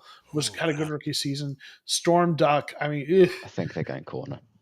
Yeah, that just feels like a. Did they have a safety? Could this be a Malachi Starks? It could be. I feel like he's going to go later, but it could be. Corner feels like a bigger need. So picks in for Dallas, so yeah, we can talk about it now. Yeah. Okay. So Tyler Booker, right? That's an interesting. Yeah. They've so gone he's back to their roots. O-line. He's a gap guy, right? He's a mauler, push you out of the way. He's not really a get out and move and which is interesting because Clayton Adams is their OC now. Yeah. I heard a name from a friend of a friend, and I was really thinking that Tyler Booker was going to be Arizona's pick. So to be wrong about that, I'm so I'm happy okay with it. Yeah, I'm hoping. Well, come on, blasphemy! The almighty chart says no on that. My earbuds came out. I saw that. Jackson. Wasn't one of Gamble's 5 was a guard, wasn't it? Which one was it? Booker or was it someone else? Booker. I think it was Booker. Yeah, it was Booker. And but I am curious about that, because Gambo knows people, and I don't know. I mean, people have mixed opinions about him, but he's connected. So I've talked about the almighty chart that the Monty chart. If you know, that Monty hasn't, and nor did any of the front offices he worked in, take a guard or interior offensive lineman earlier than round 3. So I've been kind of saying until they take a guard in round 1 or 2, I'm never going to pick them to do that. The fact that Drew, you mentioned someone said Tyler Booker, and that Gambo's Tyler Booker does make me wonder if Monty would do that, but it's not something. Yeah, this could be one of those situations where we were seriously considering him, but then Dallas decides to go this way, and now we're like, okay, now we're gonna have to pivot. And I will say, all things being the draft chart I do is a rough idea of strategy. Monty can go away from that. I do wonder if the nature of this draft is kind of changing the philosophy and the approach, because of how flat the draft class is, that there's a lot of decent players but very few stars. If he would have taken a guard when he would normally, I don't know. So we won't know because Booker was taken unless the Cardinals took a different guard, like Gray Zabel. But okay, so Miami, who do we think? They're going to take. It hasn't been tipped by PFF yet. They need cornerback. And someone mentioned Malachi Starks. We've got Janae Barron, Will Johnson. I'm going to go ahead and say Barron because they need quarterbacks so bad. I think Barron. I mean, that's where I've seen him mocked quite a bit. I do think they need corner, but do they play predominantly man or zone? I don't even know. I don't know enough about them. I would have to look that up, but because if it's man, then you could say Will Johnson, right? No, Johnson's the zone guy. Oh, most of these guys are zone guys. Actually, there's only a couple of man guys. Yeah, there's not a lot of great press. Maybe they go corner in round 2 then. I mean, looking at Miami, they could use a guard, but they could use a tackle. But I don't think there's anyone right now. There was the guy out of Oregon, maybe, right? That cornerback seems like the obvious need. I mean, safety they could use, but it feels early. I think they go cornerback, and maybe it's someone we didn't think, but I'm going to say Barron anyway. Maybe that's not the right scheme pick, but that's. I went Barron in our mock on Monday. Also got a couple side eyes from that, so I'm going to stick with it. Dang it, I've been doing okay in that. Yeah. What do you think, Kevin and Brian? I'm hoping it's Barron because I prefer Will Johnson to be available for us. Yeah. Kevin, what do you think? I think Barron just for the versatility, Yeah. because I think he can play anything for them. He can play slot. He can play outside. He can even drop into safety if needed. Although I don't really agree with that. I think he's an outside guy. I mean, you look at these three corners, like Cam Smith, second round pick from 2023. Okay, played well as rookie and year. You've got to replace Jalen Ramsey, so I think Storm Duck, undrafted free agent. Well, he's 55.5, not a good grade, but for an UDFA, okay, fine. Cater, who's linebacker. Okay. How are they set at linebacker? You've got Tyrone Dodson, undrafted, up and down, really good last couple of years. Jordan Brooks, veteran, okay. They could do an upgrade there. I think corner. Yeah, that just makes so much sense right now. That's the position I'd be taking. Does I can't remember the coach's name. Mike, what's his name? Unless he can't keep his hands off speedy receivers, McDonald. Unless he wants to go for Matthew Golden here instead. So Tyler Booker. Talk about Tyreek. Yeah. I mean, they could use a second receiver if Tyreek is. I don't even know what's the deal with him, to be honest. The pick is tipped, and I'm surprised. I'll just leave it at that. I am also. Okay. How do you feel, without giving anything away, how do you feel about who the pick is? I feel great as a Cardinals fan. Okay. I mean, that is... As a disembodied voice, too early, but I'm okay with it. Yeah, same. I mean, I'm a fan of his. Like, I do like him. I am too, but I like other guys more. Yeah. He was the most often... Oh, I don't want to give it away. Sorry. Yeah. You're right. Yeah. He was. I already gave it away. I'm just going to... Whatever. He was like... There was... Especially early on in the process, there was no player that ended up mocked more to me. At least in my mocks, he was the guy who kept showing up for the Cardinals because he was available and he was the best at his position. Yep. So I was envisioning this guy going sort of late burst to a certain team. Yeah. Which all right. I know that's so cryptic, it's ridiculous. But once it's announced, yeah. Okay, so let's look at the Colts because that's the next team on the board. Okay, Warren, is it just Warren? I mean, because he's still there. For me, it's Warren. But honestly, they could. It's been tipped, but oh wow, boy, they're going. But that's so fast.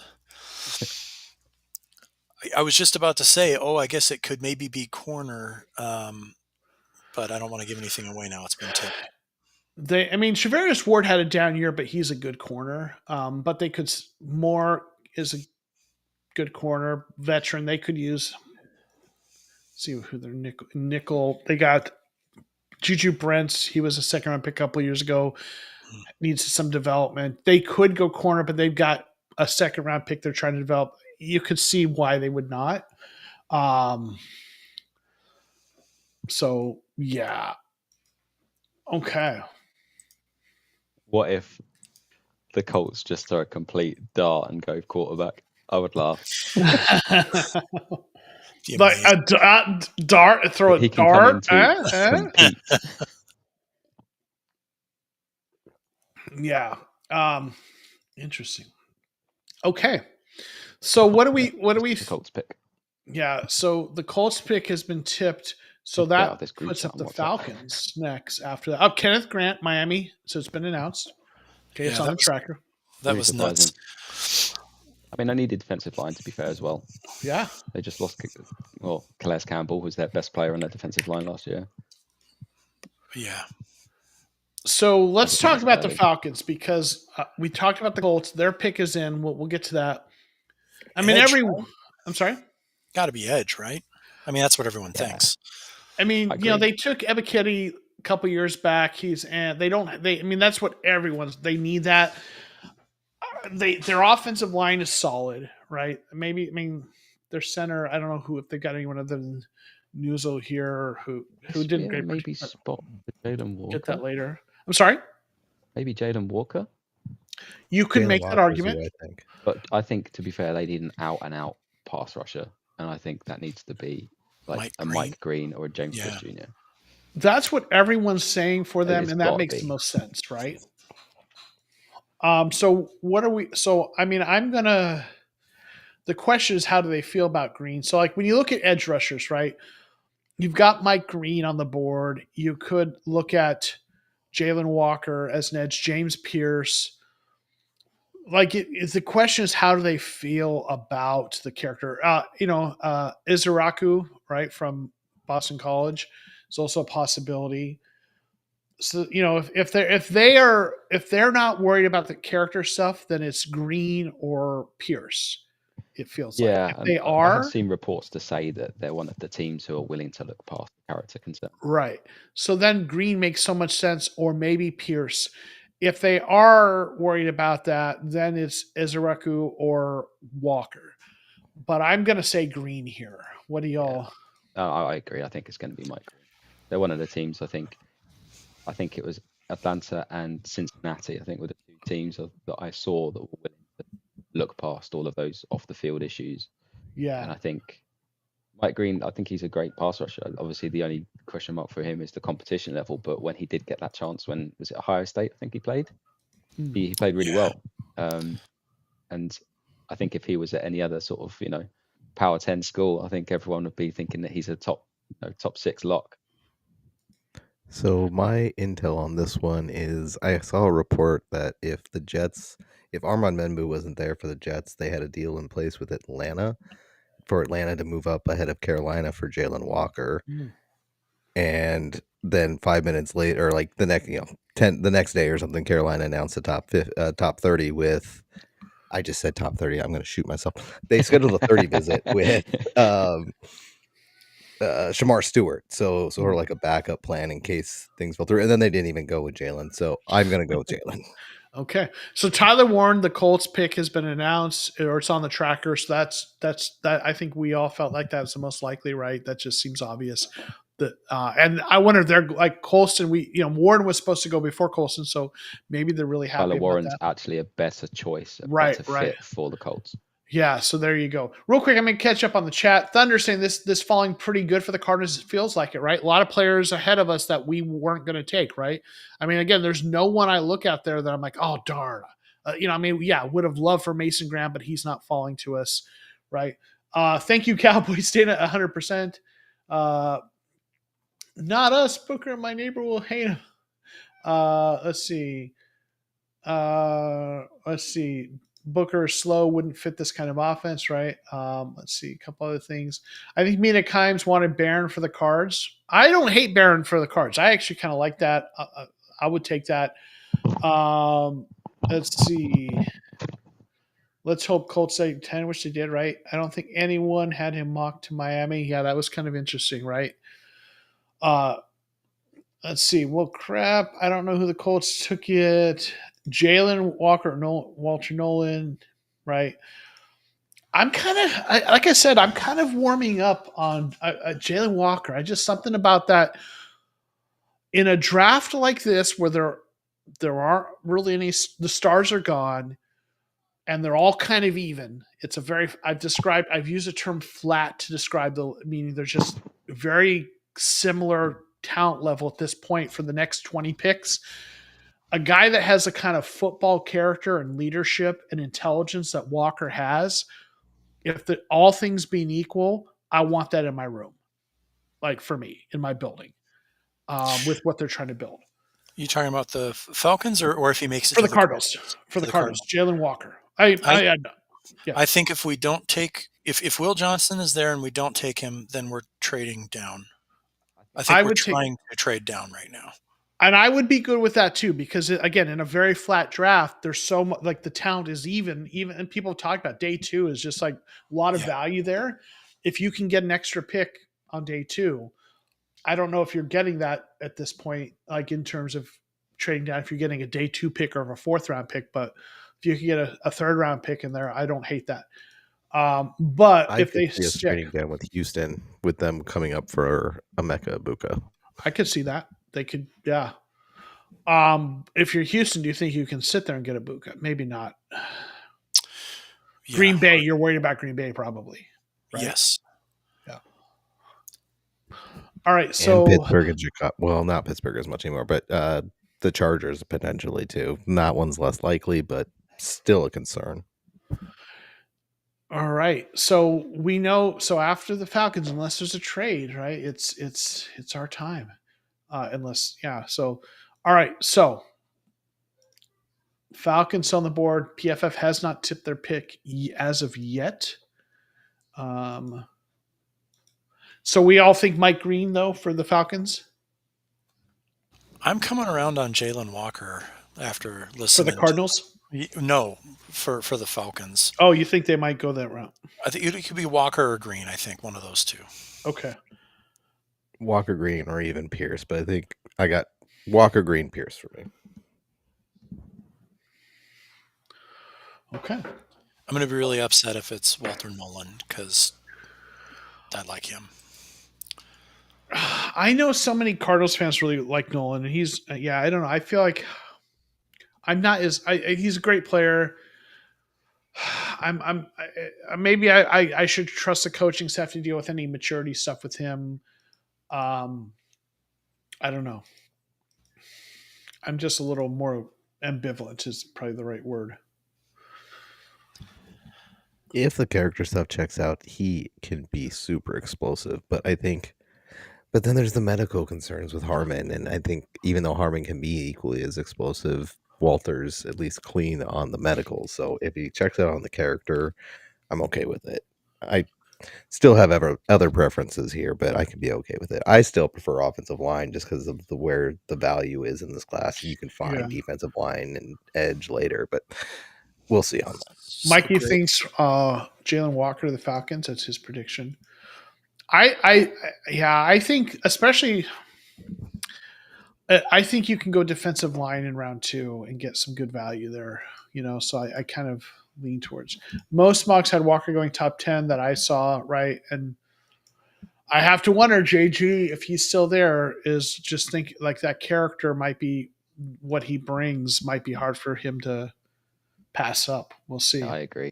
I think if Jalen Walker's there, yeah. Falcons are down to 2 minutes left on the clock. They've got to be on the phone with somebody. I wonder who they're on the phone with. I mean, if I'm the Falcons, I'm trying to trade back with the Bengals or someone because there are if there's 3 or 4 pass rushers you like, and like the pass and like you think about it, like Mikael Williams went right at edge and Abdul Carter, right, and then you had interior defense. Like the edge rushers have fallen aside from those two, right?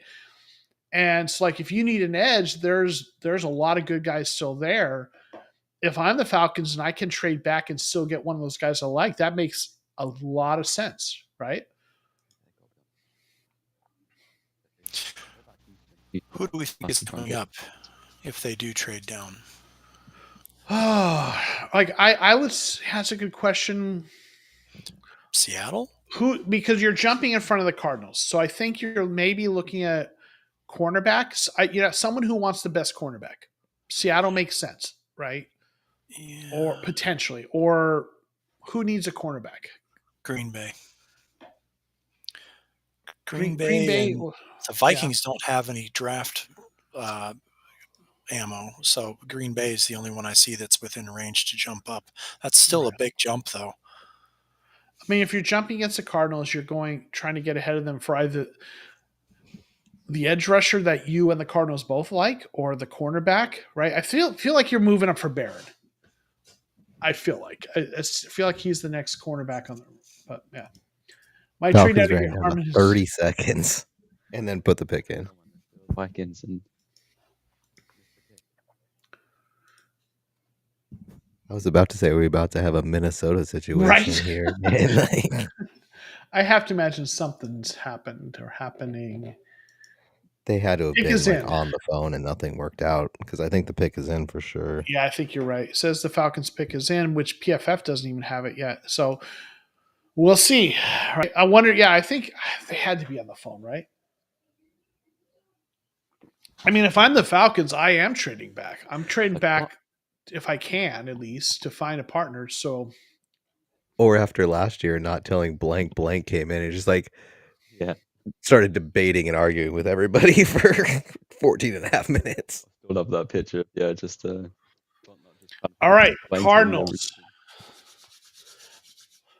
Oh, pick is in. Okay, and it's on PFF now. Yep. All right. On I'm the okay clock. with it. I don't want to tip anything. Yep. Well, what do we think for the Cardinals? We are swimming in a pool of champagne at this point. We've got so many prospects that we all love that are still available. Do we try to trade back? I think we have to try. Are you anyone who's seen the and without giving anything, were you surprised by the Falcons pick if you've seen it? No. I can't answer that. Okay, that's fine. You don't have to. But okay. And we can't really, until the pick is made known, we can't really talk about the Cardinals pick yet, right? Or who we think it's going to be.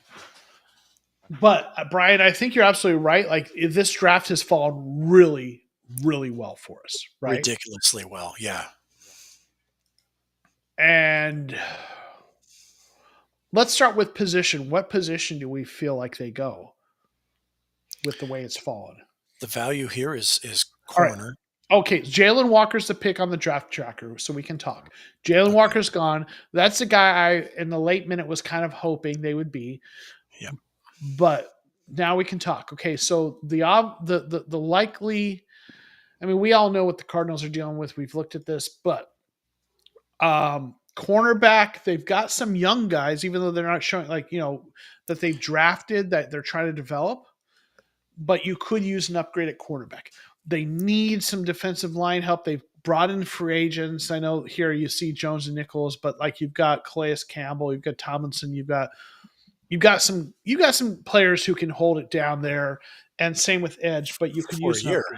Huh? I mean, Calais is a 1-year rental. Yep. Jones and Nichols are maybe, I think we have them for 2 more years, but you could easily move off of them after this year. Right. And I don't think either one of them is lighting the world. You'd love to upgrade at both of those positions. So I think D-line is still very much in play. Corner has to be in play. And I know that we went out and got Josh Sweat. He, I think, is a better edge rusher when he's got someone else who's also garnering attention. Mm-hmm. It would be so. I think edge is also in play, but I think interior D line or corner is where they should go. I'm going to throw receiver as a wild card too. Sure, I think it's in there, and I know I don't want them to go inside linebacker right now. That's a wild card. I feel like you go that on day 2, but receiver is a wild card. I wouldn't be Golden's still there. Matthew right? Golden, yeah, it could be Golden, right? And that would be great. Ibuka was mocked by a lot of experts too. So, and I wouldn't mind that pairing up Marv and Ibuka again, we saw what that did in college, and it worked. Yeah. Mikey says Mike Green. I just don't think I wouldn't bet on that. We'll see. Walter Nolan, that's who a lot of fans like, right? Trade down. Come on, Monty. I would say my first choice is a trade down because there's multiple players I like here. But Monty's on the phone. I wonder if he's calling in the pick or yeah, that's too bad they didn't stay with that shot longer, because if he had handed it to the coach, right? No, exactly, right. I bet they moved away from that shot for that reason, right? Yeah, no, it's like I think he's on the phone with somebody. It's taken a while here, and it's not tipped on PFF. Yeah. Trade. I'm shutting off PFF. I don't want it tipped. I don't want tipped. I am hoping for a trade. I really am, and but if they don't trade, okay, if they don't trade, who do you want? Not necessarily who do you think. And I'm not looking at PFF yet, okay? I'm going to hold off on looking at that in case they do. So if they don't trade, Who do you want, Kevin, if they don't trade? My choice is between Will Johnson and Walter Nolan. I'm sorry, you cut out there. My choice is Walter Nolan or Will Johnson. Cut out again. My choices were. That's what I heard. So, sorry. Can you guys hear me now? Yeah, for now. Yeah. So I'd say Nolan or Johnson. Okay. Brian, who's your choice if they stick? Yeah, those are my top two if they stick. Nolan or Johnson. Okay, and Drew, who's your pick if they stick? I know it's risky, but he was my guy at the beginning. I'm going to stick with him. Simmons, and then second, Will Johnson. Okay. I kind of like, man, if they stick, I am really torn. Part of me really likes Should Barron. Really do. Part of me really likes, I like Egbuka. Like I just think the stability he brings at the receiver, but I'm gonna say Barron is my pick if they stick. Pick is in. Okay, the pick is in, so looks like they made stick. a pick. Yeah. I don't want. Okay, I'm gonna turn on for me. I want Smith, and I'm not looking at PFF. In fact, I'm not even. I'm going to hide the. If you're in the chat, I'm hiding you for a minute. Sorry, not sorry. I want to experience this pick organically. I'd like to also experience it orgasmically. Well, listen, depending on who it is, you might, right? Oh man, there's probably a really inappropriate joke about Golden, but I'm not going to make that. Come on, we've got the right administration in the office now. Right. I maybe have had a little bit of vino tonight, so if I'm a little, only the best Yellowtail for me. Hey, you know what? In terms of inexpensive wine, Yellowtail is the way to go. It is really, to me. It's if I'm going cheap wine, that's what I'm going. And I do not have the taste. I'm not a fancy wine connoisseur, so I go cheap wine because my budget thanks me for that. I'm turning my TV volume up for a sec. Sorry, guys. If I've got my volume up. Same, but I'm going to mute. All right, they're coming in now, right? Walter, there you go, Brian. Brian's happy. Brian Abdullah, sorry. Oh, this Brian too? It's a Brian thing.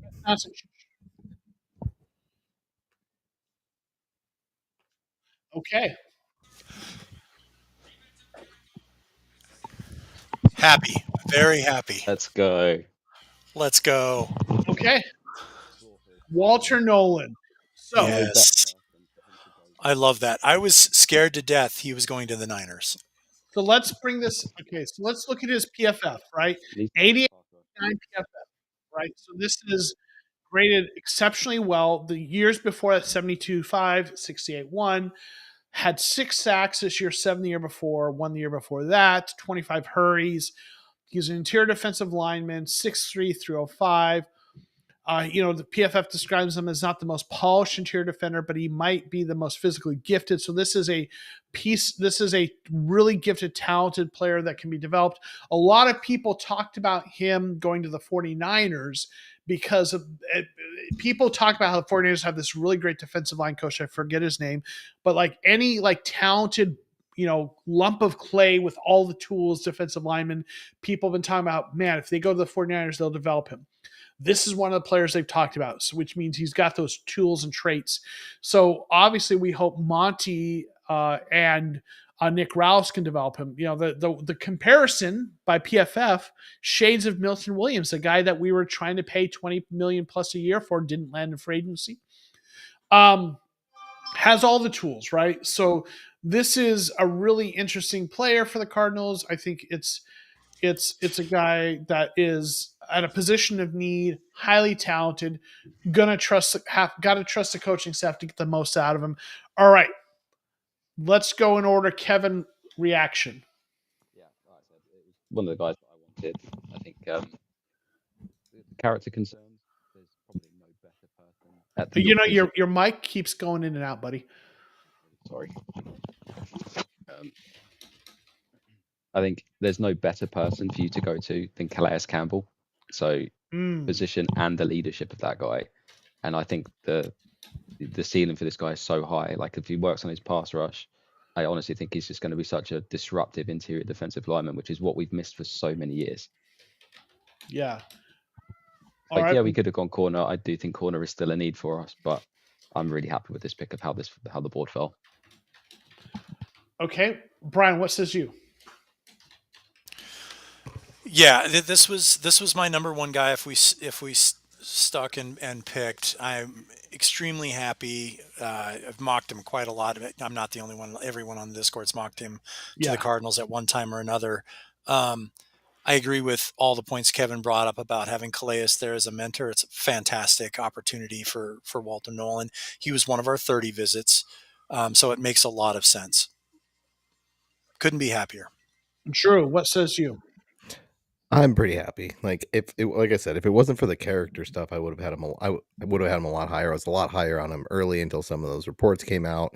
And I've said if Monty's picking a guy, it's because he trusts his process and he trusts that the situation is going to work out. And as everyone's mentioned, the Calais Campbell, the Dalvin Tomlinson, the type of guys that we have in the room at this point, we have flipped the culture around. We have enough of these guys that you can afford to take the gamble on somebody like this, as long as the issues are minor and you believe that, you know, they are committed to getting past them.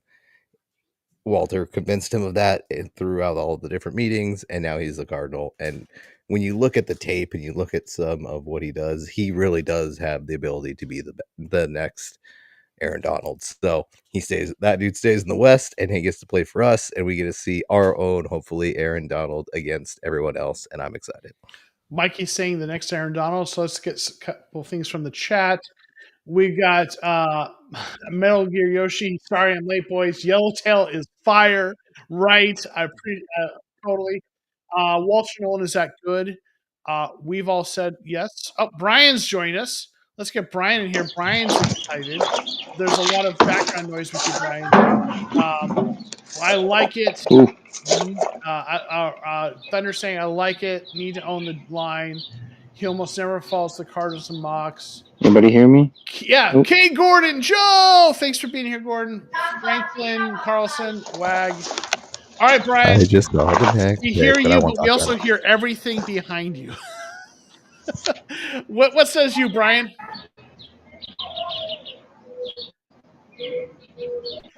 We hear you, Brian. Do you hear us?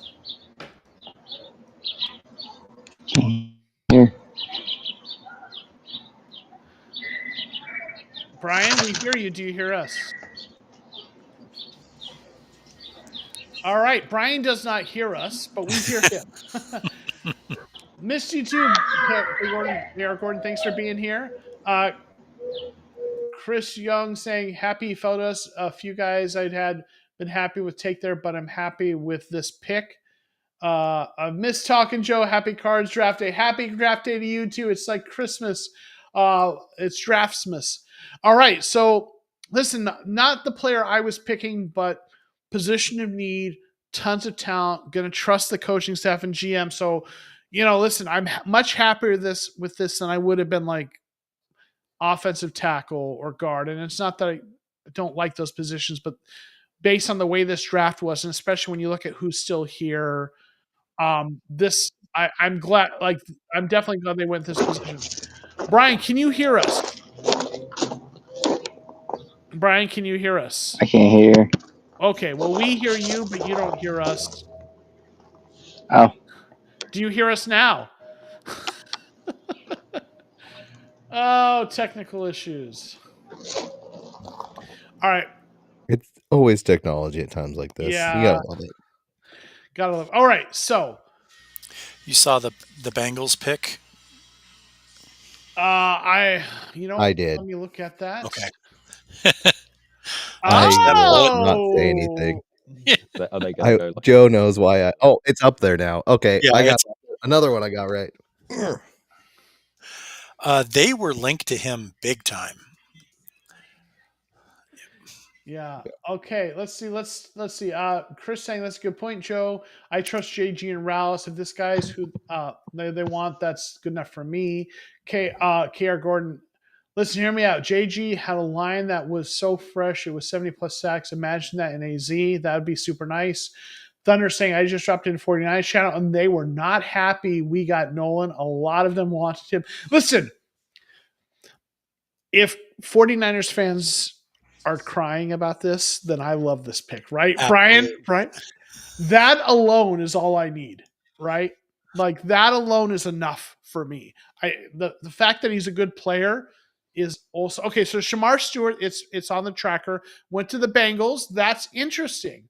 Not who I would have picked them to take Green or Pierce, right? Because they're a team that you think of doesn't worry about character issues as much. Which, I got to tell you, and I want to hear what you all think, but I think this tells me Green is not going in the first round. I think if the Bengals passed on him and the Falcons passed on him, two teams that were discussed as willing to take a risk on character issues, Mike Green's off the field stuff is going to drop him out of the first round. What do you think? Philadelphia will take him.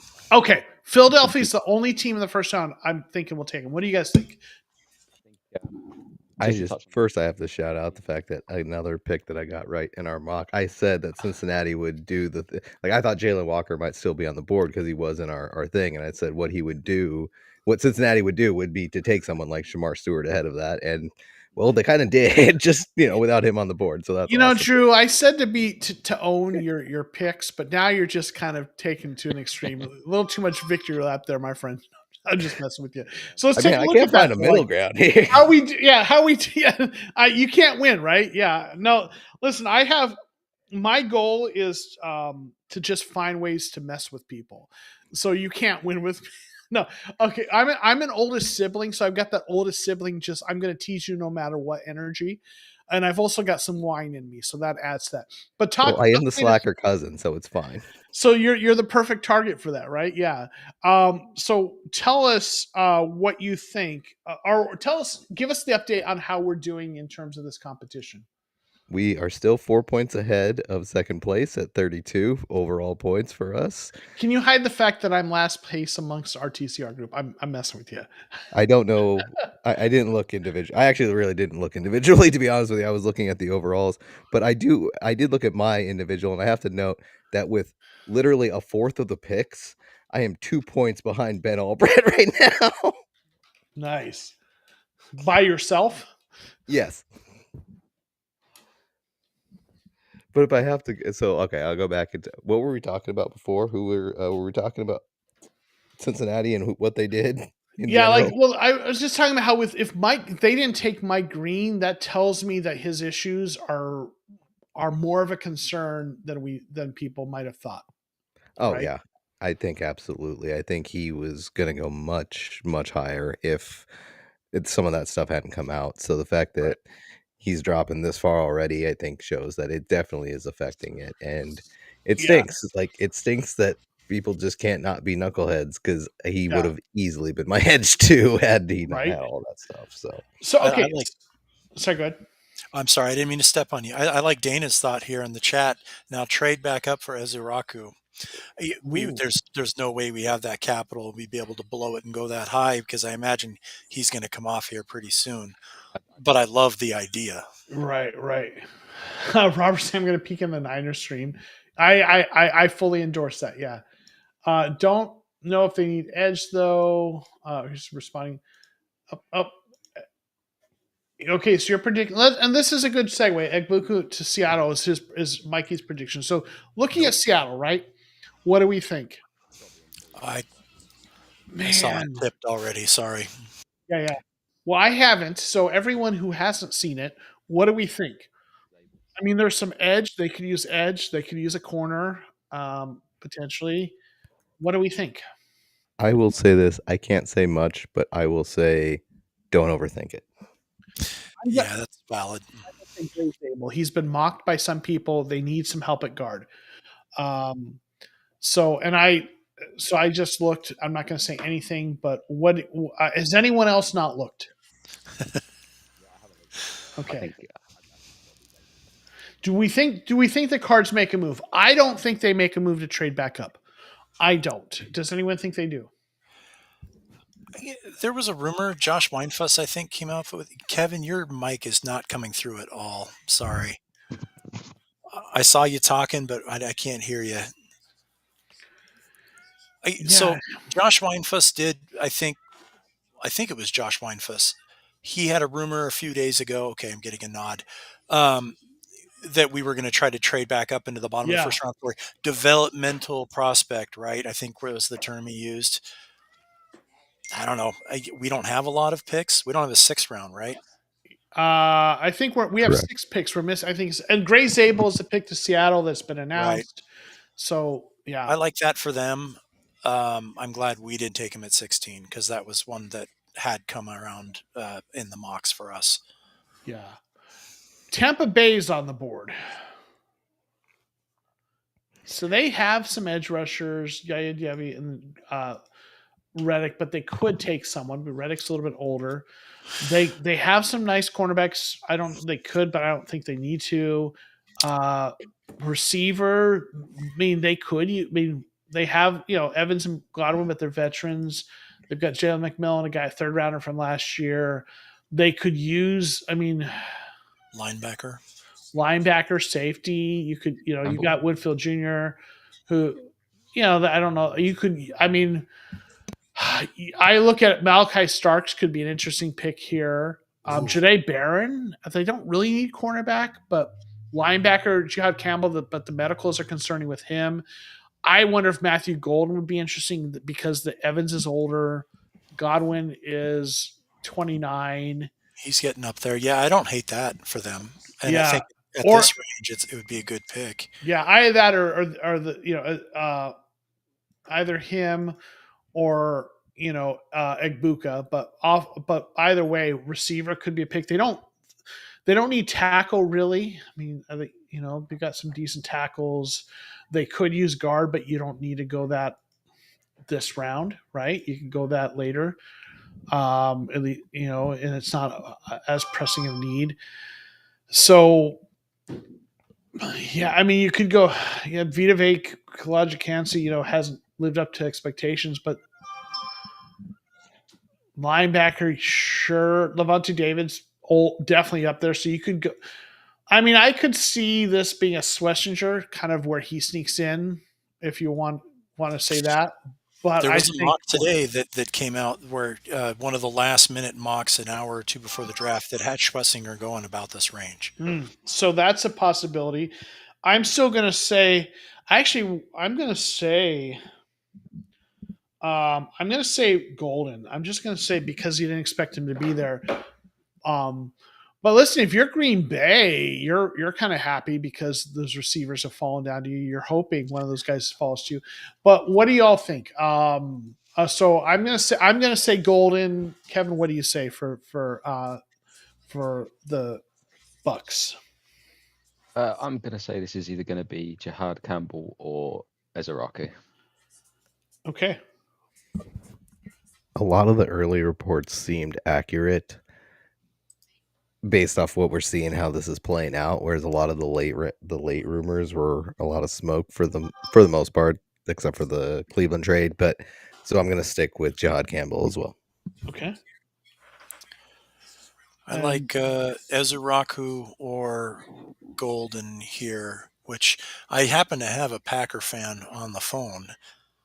And he is super happy we didn't take a receiver. Okay. But that might not last long if we get a receiver coming off the board here.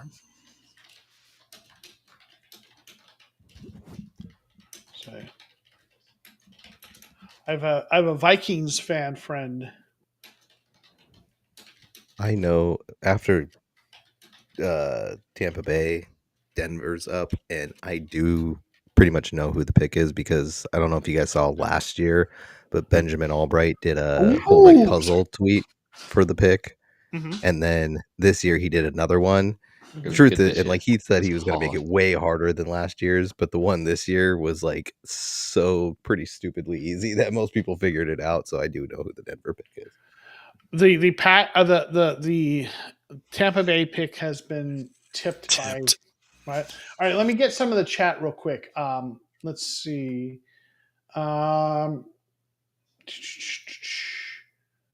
Let's see. Mikey says he doesn't think the Cards will trade up. I kind of agree. Not really surprised. Neither Williams nor Barron are gone yet. Honest to God, build that defense. You need K1 to match all. If you need K1 to match all, if K1 has to match all the points defense gives up, we won't win. Build this defense. I do agree with that. Put him in a position where he doesn't need to play hero ball. Very biased on David. I'm a Husker fan, and he was everything for us. I'm going to take a flyer on Harmon just to be different. Can I come in for just a second? Yeah, Kara Gordon, if you're not in the Discord, there's a link in the Discord. In the TCR Discord, there is a link for this. I'll post it one more time. If you go into the general chat, the general community chat, I'm going to post a link one more time there, but you can jump on. It's in there, man. If you're not in the Discord, then I need to know where to well, you need to join that. Maybe I can just, if you're not in there, I don't know if you are, let me give an invite. Sorry. I'm going to post, here's an invite for the Discord, link for the Discord. Hopefully that, oops. All right. So there's a link for the Discord. Sorry. Okay. Sorry, I was doing 3 things at once. Okay. It's been tipped. It's public. Egbuka. We are talking wide receiver, right? We had the wrong guy, and this one makes more sense as your Mike Evans replacement, I think. Uh-huh. Sorry, go ahead, Drew. Oh, I was gonna say this guy just the rooms that he was in rooms with Garrett. Oh God, I get these guys mixed up. He was in the room with Garrett Wilson, JSN, Chris Olave, Marvin Harrison Jr., and he produced. And then as that room dwindled down to where it was just Marv and him, he still produced. And then it was him and just a true freshman, although not really fair to label Jeremiah Smith as just a true freshman because he's probably the best wide receiver prospect I've ever seen. But still, it was just those two, and he still produced. No matter where this guy has been in that, what position he's been in, he's produced. Highest floor of the whole group, in my opinion. Good for Tampa. Yeah. I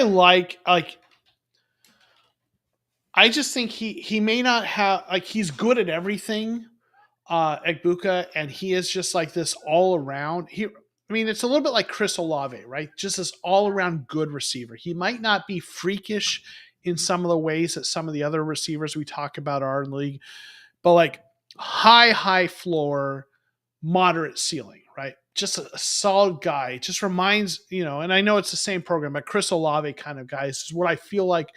Maybe not exactly the same skill set, but the kind of player you're going to get him. What is up, KR Gordon? Thanks for joining us. Finally get to talk to you, my guy. Hello. Thanks for being here. So what do you think of the Walter Nolan pick?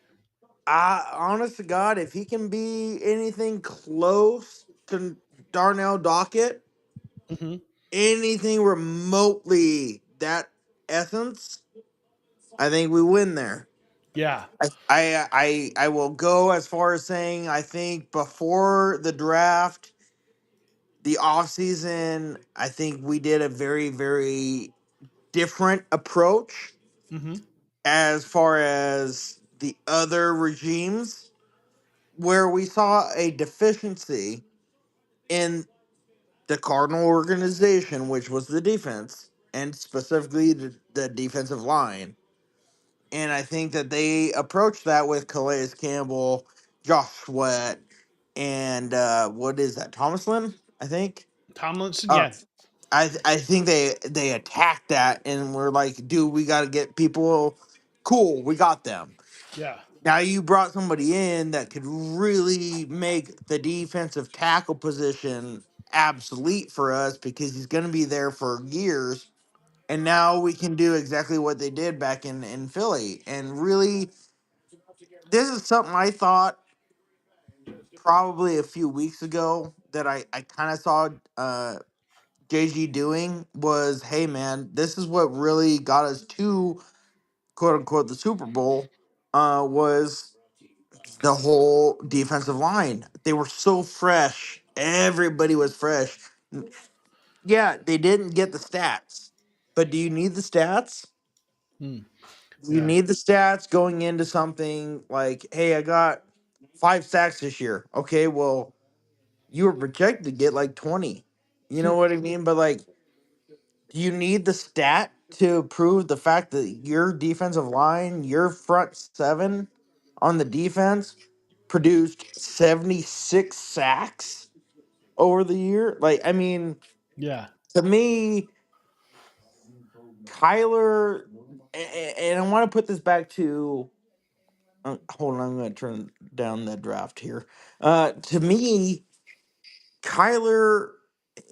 Let's take this back to the Carolina game. Everybody dogged Kyler. Why'd you lose to Carolina? Why was the Panthers game? What was that?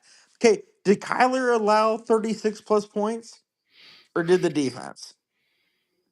Did the defensive line ever put pressure on somebody? Ever since we lost? Oh, Gardecki was our last standing true rusher. I don't think we did. So we Yeah. allowed every damn quarterback to literally do whatever they wanted. Yeah. So, in my opinion, making this ungodful throttle at the D line is exactly what we need in Arizona. For sure. Let me get a couple of comments real quick. Robert Moore saying he peeked in with 49ers streams, reaction to Cardinals pick. They're not happy about it, which makes all of us. It's just like, mwah, yeah, right? You know, if the The Niners Nolan fans came thing. in. Let me real quick, and then Chris Young saying makes the right pick 100%. I do want to real quick. The Broncos are about to pick. Seems like running back is the pick for them, right? I mean, that's what everyone's talked about. The question really I'm gonna be is, honest with you with the whole running back situation. I didn't see Gentry going where he went. yeah. So Gentry's gone. So like the question is it with the Broncos? People, Travion Henderson was a guy that a lot of people say the Broncos like. Omarion Hampton's still on the board. I mocked Omarion Hampton to the Broncos. I thought that what would happen is they were going to try to trade up for Genty, but if they didn't move up, they didn't think Hampton would still be there, so Henderson was their guy. But with Hampton still on the board, I'm picking Hampton. What do you all think for the Broncos? Let's start with Kevin. Who do you think the Broncos take? I think it's going to be Henderson. Okay. I'm going to trust Albright on this one, and he fits the mold of sort of the running back I think that Sean Payton's going to want. So, yeah, I'm going to go for Henderson. And then what do you think? Drew, no one looked because PFF's tipped it, so don't look yet. What do you think, Drew? If Albright's puzzle is right, like it was last year, then again, I know, so I won't say. Okay. And Brian, what do you think? I haven't looked at that tab yet on my browser, so I haven't seen it be picked. I didn't see who Albright had going to them, but most of the mocks I think had Omarion going before Henderson, so I guess I'll default to that without any insider information. All right. And KR Gordon, who do you think the Broncos take here? I have to agree, just because again, everything I'm seeing right now, I'm behind a little bit. So I don't know what actually was picked, but I would have to agree with Henderson to the Broncos for sure. Okay. Real quick, Aaron, how does the Cardinals pick affect the almighty chart? If you're not familiar with the almighty chart, it's the draft chart that I've created that like kind of projects, like here we go, the Monty pick, the Monty draft chart, the almighty chart. If you know, you know. Defensive interior is consistent in first round. So Monty has once again gone along with the almighty chart. So that fits. Okay. So we're still good. All right. I've seen the pick. I'm surprised. That's all I'm going to say. But maybe I shouldn't have been. I don't know. Well, it's in this. I'm just going to say, because I've already tipped a little. It's not a running back, which is the surprise. But it's a deep running back class, and Hampton hasn't gone off the board yet. So if I'm the Broncos, you can get a really good running back in round 2, right? Because because Hampton hasn't gone yet. This is telling you here. Okay, Janae Barron. It's on the tracker. Janae Barron. I'm a little surprised. Now you look at their obviously Pat Surtain the second. They stud right. Let's put them in the nickel just to see. Right, they've got, but then you've got Jaquan McMillan on UDFA there. You've got Riley Moss, a third round pick. Maybe it shouldn't be surprising. They could use. Let's see if the rest of the roster, if there's any cornerbacks. Riley Moss was a stud last year.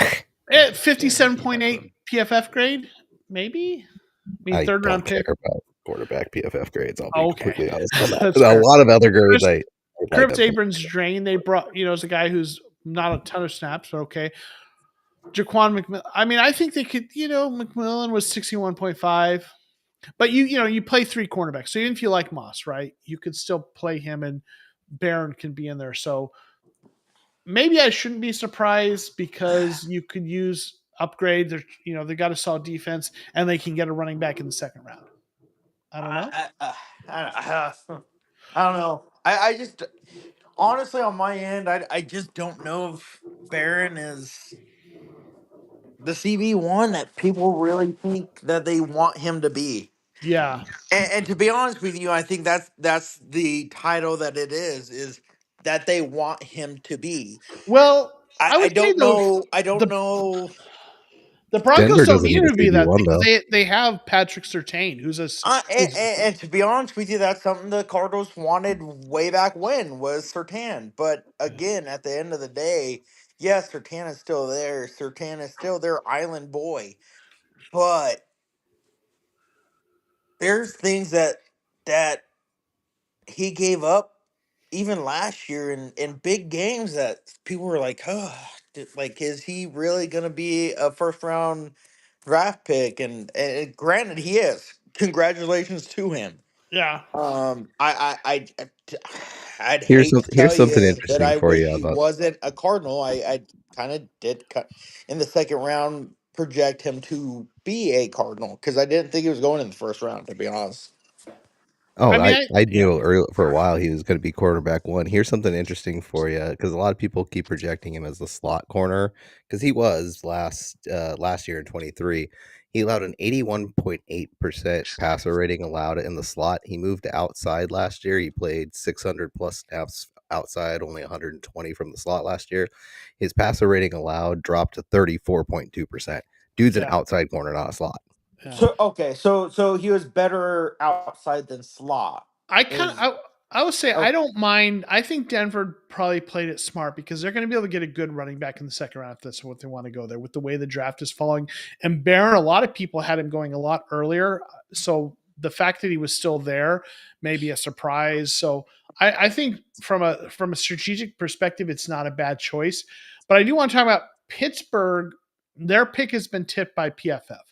If you haven't looked at it, don't look yet. I have not. I still see What do y'all? pitches in. I don't want to be Yeah. too overly So what do we ahead of think? things. Because a lot of people have talked about this as a potential Shador Sanders I landing thought spot. Shadur. I'm Yeah, gonna be honest with you. Every single thing that I saw was this is what our and I'm gonna do this whole quotation thing is our next franchise quarterback. I don't see him as a franchise quarterback. I think I really feel like him not having his daddy as a coach hinders him, yeah. and that's my biggest thing. To be honest with you, I don't care where he goes. I just don't see the Steelers and their long history being a Sanders location. Sanders is interesting because you're drafting a certain amount of you're drafting. There's just stuff that comes with him, and I'm not saying anything negative about him. It's just inevitably there's media The attention. everything Hang around on. him, There's media yes, attention. There's yeah, everything that comes with that. So with you the have last the right name, with that last name. yeah, the right has to go to the right organization to work, and the right coaching staff to handle that. I will say, and I'm not necessarily saying I'm for or against the Steelers as a landing spot for him. Mike Tomlin, I'm a big fan of, and I think Tomlin can handle that if he were to land there. But the question is, do they want him there? but I agree with what they picked. it wasn't him. Good pick. Yeah, no, It's I Derek agree with. Harmon. I hope I'm the last guy, but I Yeah. just saw it just now. So let me ask a question, and let's kind of: do we think someone trades into the back half of this first round to take Sanders? Because, like, Can I ask a question? yeah, Does anybody here believe that Sanders was a first round quarterback draft pick? I think he'll. I think he could go in the first round. I Outside think of trading into the quarterbacks. first, Hang outside on. of trading into the first. Yeah. Let's not talk over each other. I Sorry, think my that's bad. all right. That's okay. I know. I think with quarterback, the position tends to be inflated its value because of the nature of the NFL. So I think at best half of quarterbacks taken in the first round are first round quarterbacks Right. in terms of the grades, but they end up getting pushed up there because of the nature of the position. I think a second quarterback goes, and I think it's such a flavor draft that he could be that guy, but it could also be someone else. So I don't think he's a first round graded quarterback, but I think he could go first round. Go ahead. Sorry. Kara Gordon, you wanted to you No, wanted no, to no. say something. I want to hear from everybody because Yeah. we're at pick 22, and I honest to God feel like he's a second plus round pick. I think talent wise he is a second round pick, but I think he could go first round based on the nature of the position. And I agree with you. I do. Yeah. Because correct me if I'm wrong, but we've only had one quarterback so far, right? Yes, the Cam Ward. Okay. Yeah. Let's ask this question: who do we think is the next quarterback off the board? Oh, Let's go around the room. Kevin, who do you think is the next quarterback off the board? I think it will be Shador. But I think I don't know because I think if it's gonna be anyone, it'll be the Giants, and they'll jump, and I think they'll go for Dart. Yeah. But I just think that the Browns might be looking to jump in the back end of this first round for Shador. Okay. That Brian, would be my bet. Who do you think? And let's say which team we think takes the next quarterback too, since Kevin and I think that's a good way to also look at that. So next quarterback off the board, and who do you think's taking him? Well, I think that the Giants have been heavily linked to Shador Sanders, so I think I'm going to go the opposite of Kevin's take on which team takes whom. I don't know who is going to jump in first is the question, because it would require both teams jumping back into the bottom of the first, which I do think when it comes to quarterbacks, having that fifth year option is pretty great. Right. Particularly if you think they might require a little development, for a year or two. Yeah. So I'm picking one. Let's see. We'll say Shador will go first. Okay. Drew, who say you for next quarterback off the board, and who do you think takes him? I definitely agree there. I think again, a lot of the early stuff seems to be playing out to be more true, generally speaking, and the late stuff sounds to be a lot of BS. I think the Jackson Dart stuff to the Giants is probably BS. So, but do the Giants actually trade up? That's the real question. And I think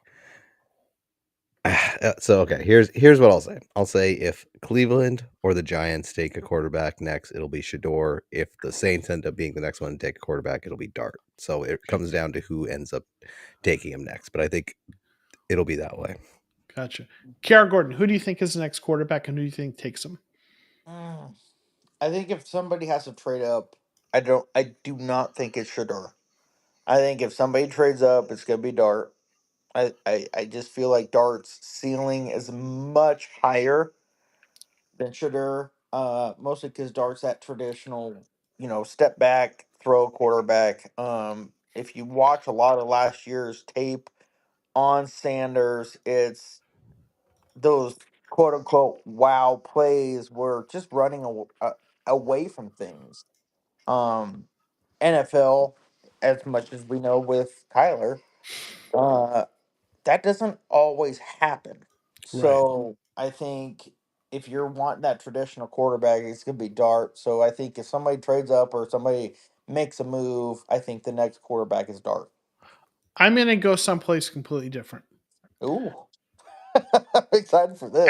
And I don't want to take credit for this because I've heard people talking about this as a potential thing. I'm going to say Jalen Milroe to the Rams. Wow. That's impressive. Because I like that, people though. have talked about it. Yeah, the people have talked about how the Rams could sit there and take a quarterback who doesn't need to start and look for someone very toolsy.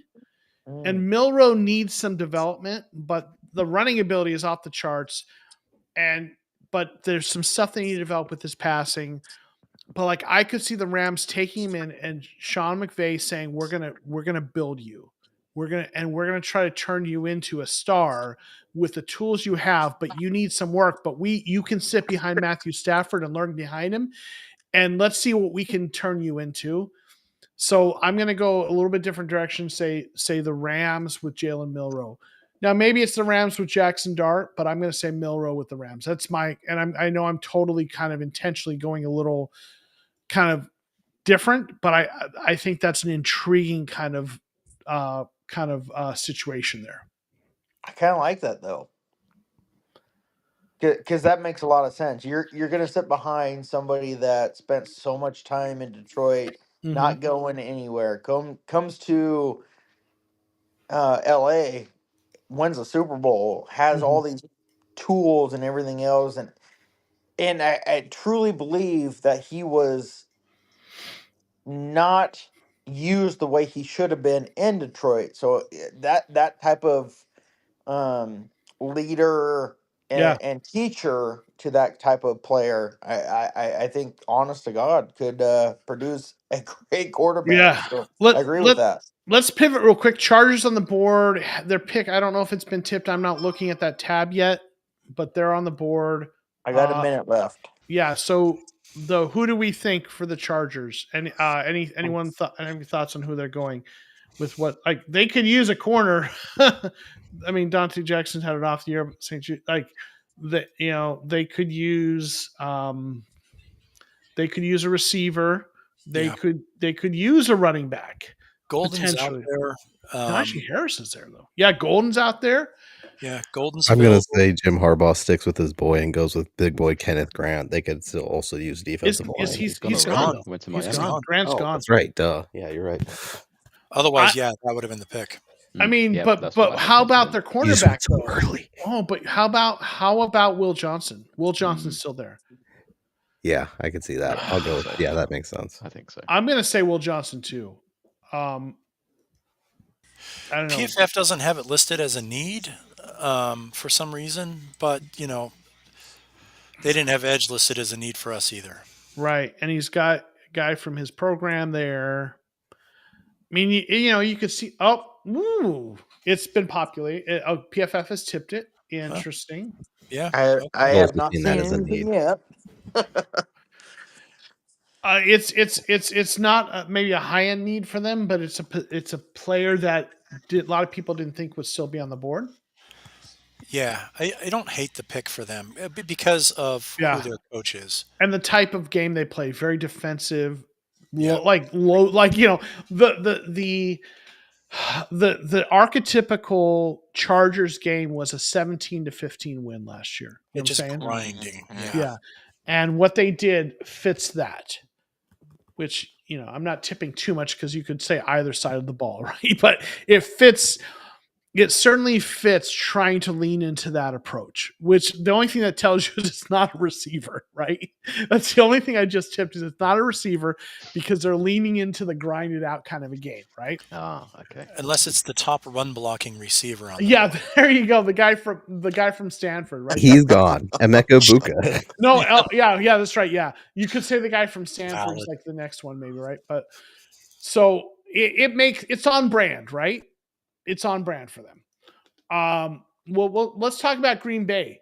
Golden. That's perfect for Green Bay. I love Golden would be a fun connection. I think. Here's looking at Green Bay's PFF. Like you could say I'm very far behind you guys. That's all right. So pick is in for me. based on the way the board has fallen, they could use a cornerback. Maybe they go Will Johnson. You know, They could take a shot at one of the two edge players that has, yeah, issues with Pierce or Green, potentially. they could use an edge to develop because they've got Rashawn Gary, who's a good player, 27 years old. He's fine. Enigbari, the 5th round pick, didn't grade particularly well. I think they've got a bunch of receivers. They've got a bunch of young receivers, but they don't have that guy. So I'm going to say Golden. What going around the room? What do y'all think? And you didn't expect Golden to still be here. That was also part of that, right? Opportunity. Kevin, what do you think for the Green Bay? I think it's going to be receiver. I think, but then I don't know. I think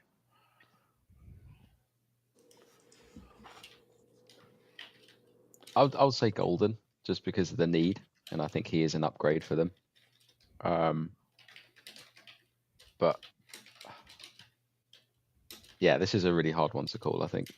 But that's what I'll stick with. I'll go with Golden. Okay. Drew? Green Bay just doesn't take receiver in the first round, and they've said they don't want another like wide receiver 2. They want a wide receiver 1. I don't know if they see Golden or Burden as that. So I'm gonna go edge, and I'm gonna go with either James Pierce Jr. or Donovan Ezeraku. I forgot Ezeraku was still on the board. Yeah, I like that a lot. I'm gonna go Will Johnson. Okay. Kara Gordon, who do you pick? Man, I was really Golden bound until he made that point on the edge. Man, I gonna kind of go on the edge here. Yeah, I think they really could benefit from Golden, but like he just said, they're not going for wide receiver 2. So, also if you watch any of the preview part of this, if they don't come out and say their first round pick is hydration, I think we all don't benefit from this. So who do you think? Who's your pick? Man, I'm gonna go with the edge. Okay, the one from Boston College. Yes, yeah. Sorry, I couldn't. That's remember right. his name. Yeah, no, there's a lot. Yeah, okay. All right. Now Vikings will be up after Jack Betch now. Yeah, right. I have a friend and a coworker who's a Vikings fan, and I've been texting with him. Minnesota Vikings. So I'm going to ask him who he thinks. But while you're getting that answer, I think that they only have 5 picks in this draft. Yeah. This would be the first place where I could see a team like Cleveland that just got an extra 2nd round pick trying to bounce back into the 1st round. But this would be like the top of the range because it would be very expensive. This would be. I'd agree with that. If someone's trading up for a quarterback, this is a spot to do it. And that takes a long time. Yeah, especially if you're going for like the Sanders type.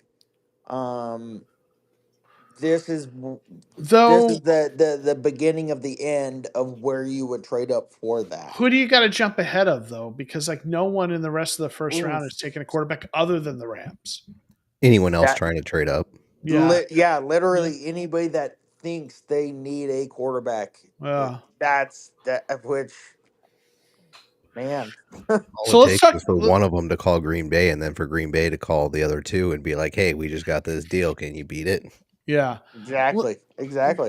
Let's look at the Vikings because we'll see what the Packers take in a second, and the trade thing is definitely a possibility. Like when we look at what they have here and what they need, right? I mean, what do we think they do here? Like they've got a solid roster. They've got a rookie quarterback. What are you thinking? I do have a question. Did Johnson leave, or the main Jettis? Did he leave? Jefferson? No. Yeah. No, he's still there. Yeah. Okay. I couldn't remember. Sorry. Yeah, that's right. I mean, they could use. I mean, their edge rushers. I mean, Greener's grades well. He's a decent player. This could be Malachi Starks. This could be Will Johnson. Yeah, they need a safety. They could use cornerback upgrade help potentially, but safety because they've got, Harrison Smith, like 36 years old, right? Starks, that's who I kind of like for them. So I agree. I do have that question about that linebacker with the injury report that's been coming out. Do we think I believe he's Alabama? That Alabama linebacker does fall in the first round, or do we think he bounces into the second I, plus? I think at this point, if he hasn't been taken, Jihad Campbell, I think he's probably fallen. Campbell, yeah, Yeah, that's right, the Campbell. medicals were concerning with him, is what has been reported, and if they're concerning enough, I think teams are going to wait till day 2 to take those kinds of players. I mean, I was gonna say it sounded like it was nothing, and then he started falling dramatically. Yeah, He had surgery on So the that's one where I was shoulder kind right of after the wondering if combine. that type of player kind of goes towards the second, third round, or if somebody like again the Vikings who need some significant upgrades at defense and stuff like that. If they take that gamble. I think you take that guy. Like, if I'm a team that needs a linebacker and I'm worried about that, I'm taking Swessinger. If I'm going to get a pick Oh, okay, linebacker, yeah, I'm that's a saying if great I'm pick. taking a linebacker at this point in round 1, and I'm going to take Swessinger. Yeah, Campbell's a better player, arguably but like because the injury risk, Swessinger is really good. I'm taking Swessinger, and if I'm in round 2 and Campbell falls there, and my medicals are like I'm willing to take the risk on him, then I take him in round 2. So that's me. No, that makes Yeah, sense. That makes yeah. sense. Minnesota has Ivan Pace, who is the undrafted free agent, who's one of the top 10 inside linebackers right now. So they don't need a linebacker. And Blake Cashman inside. That makes is a sense. That solid also player makes too. sense. They don't need linebacker. With Minnesota, yeah, it feels like safety. This feels like a great landing spot for Malachi Stark. You know what I'm saying? Okay, Green Bay has made the pick as PFF I just has. saw that. I was about to ask with all these phone calls if they trade out, but I just saw the pick was in. Yeah. So I just texted my friend who's a Vikings fan who he thinks, and he really follows them closely. What's But he think? well, I just texted him, so we'll see. We'll see if he. Okay. So this is interesting. Brian saying Just Simmons, the Cards trade with Buffalo. Do we think Cardinals trade back up for him? That's interesting because Ooh. I've Into said the don't think so. first? like I feel like you got to trade ahead of the Chiefs so Buffalo's right there ahead of them, right? So I still say no, but if they're going to trade up, that's the trade I think they're moving up for. So But I saw If we had something the capital from like last year, yes, but I don't think this year, no. I was yeah, gonna say I saw something from PHNX where they broke down kind of like how Monty works, right? So they broke down like if he's not sold on somebody, he will take phone calls to trade back. yeah, Give me your picks, whatever. But if they're sold on people, Monty's been known to whatever we got to do, we'll move up. yeah. We only have what 5 or 6 picks this draft. Um, my it's hard for me to bow out of the fact that Monty would make a move back into the first to get somebody that they know will make a difference in this organization. I just think with the way how flat this draft class is, I think the only way to me, if Monty's trading back up, it's if he gets a discount on the trade. If teams Right. are not willing, don't ask as much. But I lean against that. Robert's saying it's looking like Jeremiah was right about a lot of first round prospects dropping the second. The issue for them dropping were injuries off the field. Yeah, it seems like, and because again, these players are so like, if a player has injury or off the field concerns, and you're a team that has the risk tolerance to put up with that, you'll do that if the player is that much better that it's Well, worth the risk. and But the look at Will fact, hang on, Anderson. hang on a second. But the fact that this draft class is so flat at this point, the reward is not big enough for the risk because the players are so comparable here. Go ahead, Right. Gordon. No, I was just gonna say like last year. Look at Will Anderson. Like we could have or Carter. My bad. Carter. Look at Carter. We all thought the Cardinals had a chance at Carter, and then he had that whole off the field car accident. He drove away from it, whatever, all that off the field stuff.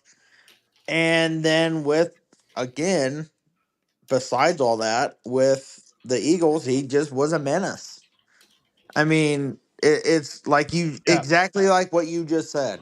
If the Yeah. team is willing to put up with it and willing to work with that person, it'll Yeah. be a different story. So Matthew Golden Had is our organization been able to put up with Jalen Carter and his stuff, yeah. look at what we could have had. We could Darnell Dockett 2.0 Yeah. and everything else. So Matthew Golden's a pick for the Packers. We talked about that, right? That I think that's who a lot of us had. So that They makes sense. finally went wide receiver. It only Yeah, took them a couple years after Aaron Rodgers left for them to finally go with a weapon. Right. I'm sure My he friend, loved that. first time. My friend who's a Vikings fan says trade back.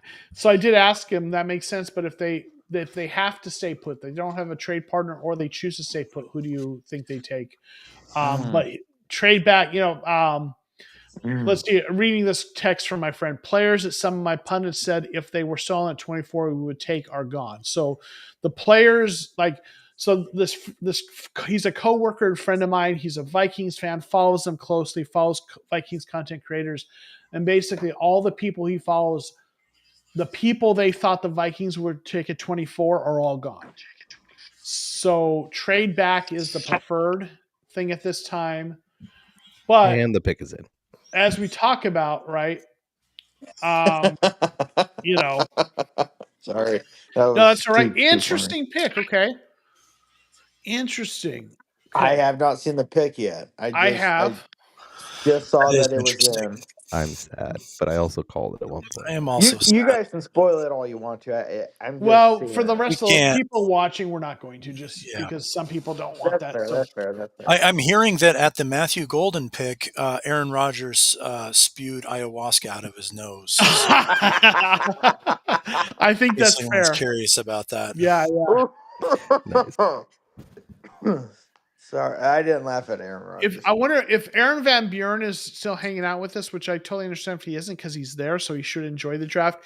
But I wonder, AVB, how do the Packers fans there feel about Matthew Golden? I'm curious because he's at the draft. I'd be curious. But Vikings pick, it's not where I would have gone, but looking at their roster, it makes sense, and we'll talk about why later when the pick is announced.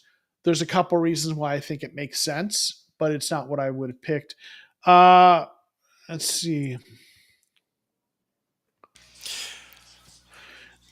Can I ask a question real quick? Because I'm not. I'm not very familiar with the last year of the Packers. Who outside of now Golden are their receivers that they really trust? So the Vikings, the Packers have taken an interesting approach to the receiver because they have drafted a lot of decent but not great receivers. If you look at their roster, so I don't know. Yeah. So here's what they've got. Dontavian Wicks is a 5th rounder, Jaden Reed is a 2nd rounder, Bo Melton 7th rounder. They signed Mecole Hardman, but whatever. Romeo Doubs is a 4th rounder. Christian Watson is a 2nd rounder. Doubs is decent. Watson has potential. Reed is decent. Wicks, but every one of those guys is a guy that should be your number 2 or number 3. Yeah, they're good 100%. Number 2. Okay. They have a room full of number 2 and number 3 receivers that are solid, but they don't have a number 1. And half of them can't stay on the field. Right. Watson has had massive hamstring injuries. I like the guys they've got. I've liked their wide receiver room. If you had a number 1, I'd love their wide receiver room, if that makes sense. But they didn't have a 1. And some people see Golden as a high-end number 2 and a low-end number 1. So you could also argue they've leaned into that more. But I do think he's probably better than anyone they've got. I'm a little ambivalent. I'm a little torn on this because they don't have hope for them. Hopefully Golden becomes a true number 1 because that's what they don't have. Yeah. To me, he looks like every other guy they've got. Maybe he's every other guy they got, but 10% better.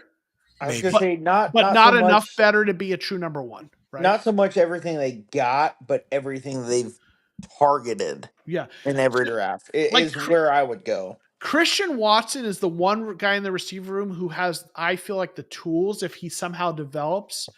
He's 6'5", 208, but he was from North Dakota State. But he had, I loved him coming out of the draft. So if there's a guy in the room that's going to become it, that has the potential to become number one, it's him. But I hope for their sake, Golden is Golden's solid, but he was best suited as a number 2. You saw the trade, Drew? Yes, I did. Okay, I thought that's what you were trying to chime I in was with. gonna say I didn't. Yeah. Okay. Let's. Okay, I'm gonna spoil this because I want to talk about it. Giants traded up. Okay, let's just talk about it with Houston. I mean, we know who they're getting. They're going to the door, ain't they? Yep, this will be Shador. I had a feeling. Give me 2 seconds. I'm gonna try to get this. So on we the think. better. Okay, the Giants just traded up. Who called the Vikings trading back? Well, this guy. My friend who's a Vikings fan, but the Vikings took a pick. Vikings picked. Oh, they did. You're right. It's the next pick. It's Houston, back. right? Yep. It's Houston who traded Donovan Jackson. The Vikings. Okay, Donovan Jackson. It's on the tracker. Listen, if you look at the Vikings, like safety was a need. There are other needs that I would argue are bigger, but you look at their roster for Minnesota, their line, like guard, they got Jake Brendel, former 49er, or Blake Brendel. Sorry. Maybe I'm thinking different Brendel. But 4 years of 50-something grades. Donovan Jackson is an immediate upgrade at guard. They've got with Darisaw, right? And then O'Neal's solid at right tackle. Will Freeze, they signed free agency. Ryan Kelly, they actually have a really good offensive line for this rookie for second year McCarthy. So I think like the Donovan Jackson pick does make a lot of sense for the Vikings if you want to protect your young quarterback. Yes, safety felt like a big need. There's other positions, but I get it. I don't feel like it's stupid, right? So I think it makes sense for them. Hold on, I'm so sorry. I see Brian Abdullah in the chat there. He's my boy. He knows. But on Mock Draft Monday, and you're lucky, brother. On Mock Draft Monday, I made a take and I said Donovan Jackson could go ahead of Josh Simmons because of the injury concerns. And Brian's like, I think there needs to be a side bet. I didn't take the bet. Should have. I should have taken the bet. All right. So does anyone think it's not Shedeur Sanders for the Giants? Does anyone think they didn't trade up for Shedeur Sanders? I mean, they worked him out, what? Don't look because the pick has been populated. Don't look. But does anyone think it's not Shedeur Sanders? I don't know why. I just think... Kevin, sorry, I think you're Mike. I think it's Dart. You think what? I think it's Dart. You think it's Jackson Dart, okay? Yeah. Anyone else? Stuff with Todd McShay and all the talk that he's had around it. I would love if it was Jackson or Dart. I would love that. That'd be amazing. Okay. Yeah, I definitely think it's Shedeur, but if that was Dart, it would just be amazing. Actually, no. You know what? You know who I want it to be now? I want it to be Tyler Shuck.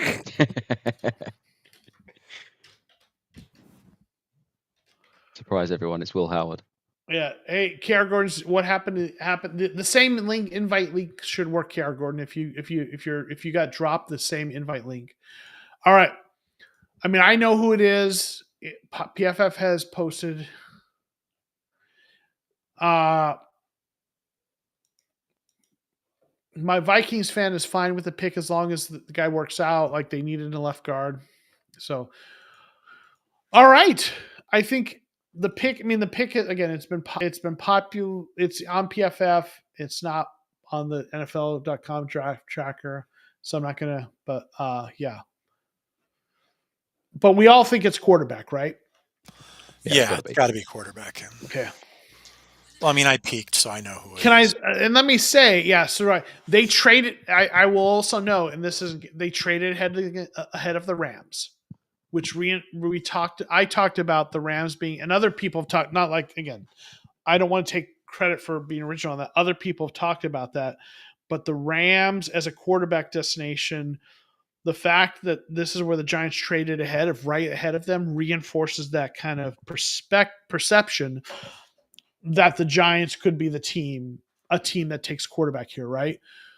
So yeah, we'll wait till it's public, but they expected that the Rams were going to take this guy. You're saying probably, right?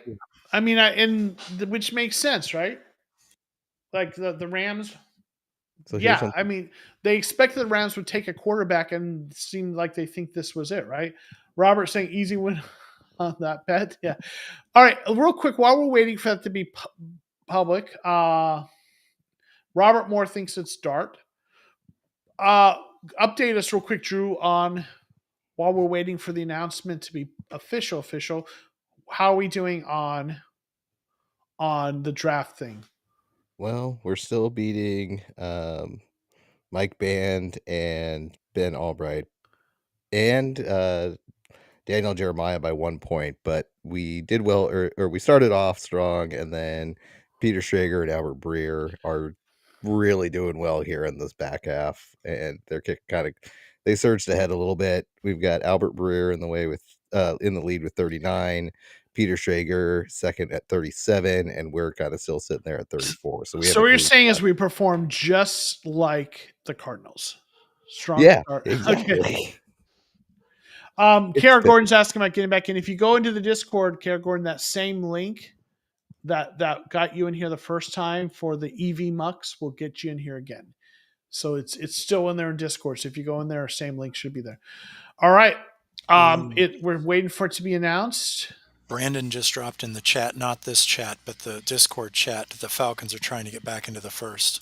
Interesting. For another quarterback. That would be amazing. Right. So here's something interesting though that I just found, and I think that I wonder who it might be. So of the guys that have been invited that are there at New York, Tyler Booker gone, Will Campbell gone, Carter gone, Golden gone, Graham gone, Hunter gone, Genty gone, Will Johnson, McMillan gone. I was trying to skip that. Sorry, McMillan gone. Stewart gone, Ward gone. The ones that are still there, that are available, that are at the combine or at the draft: Starks, Will Johnson, Maxwell Hairston, Jihad Campbell, okay, and Jalen Milroe. If I didn't say him, let's say him. Brian's saying Simmons to the Falcons. He thinks the Falcons are going to trade up for Simmons. Might be trading up for another edge. I mean, listen, if I'm Falcons, okay, Falcons did trade up. All right, okay, so here we go. It's Jackson Dart to the Giants. It's on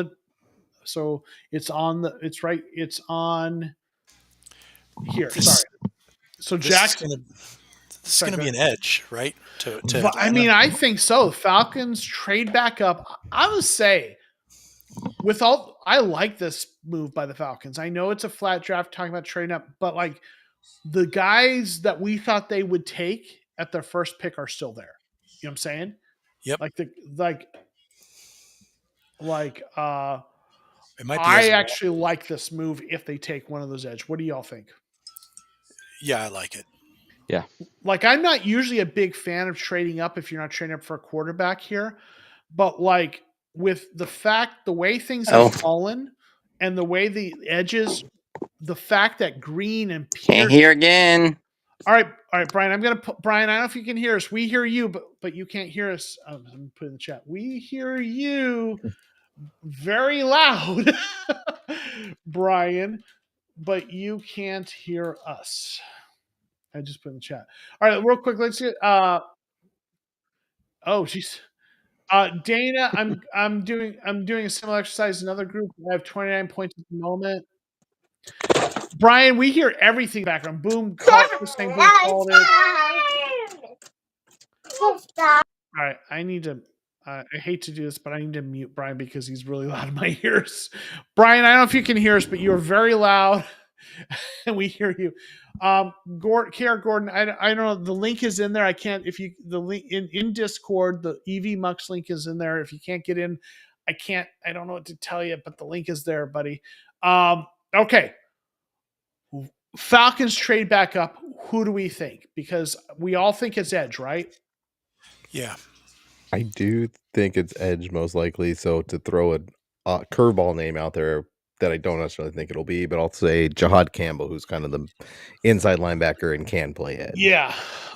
For me, I'm not trading up for a guy that's injured, but maybe they do. I mean, he's also very highly touted. It would be a very Atlanta thing to do, to trade up for the one edge that's injured to hell. Right. Except I think he's a little more inside linebacker, isn't he? I mean, he's kind of a little bit more hybrid, I guess, but he's converted from edge because Yeah. Alabama had so many edges. But I think his true position is an inside linebacker. He struggles a bit on the edge, honestly, especially against strength. I'm going to say, for me, I'm going to say the guy I think they're going to take is Mike Green. Everyone tell me who you think. Kevin, who do you think they take here? Yeah, I think it's going to be one of the edges, and it's going to be one of the two guys they were linked with. Green or Pierce? Yeah. Who do you think, Brian? You went Green, so I'll go Pierce. Right. Okay. One of the fallers, though. I think that's who they traded back. It's been populated, so don't look unless you want to know. And Drew, who do you think? Between Green and Pierce, it's so I just can't see Green going right now with his stuff. I just can't. So I'll go with Pierce. Okay. All right. Sorry, I'm trying to do three things. Brian, can you hear? Oh, I keep trying. Brian was in there again. I try Adam. I'm still going to be here. I'm just going off camera. KR Gordon, I sent another link in Discord. It's there again. So that's how to get it.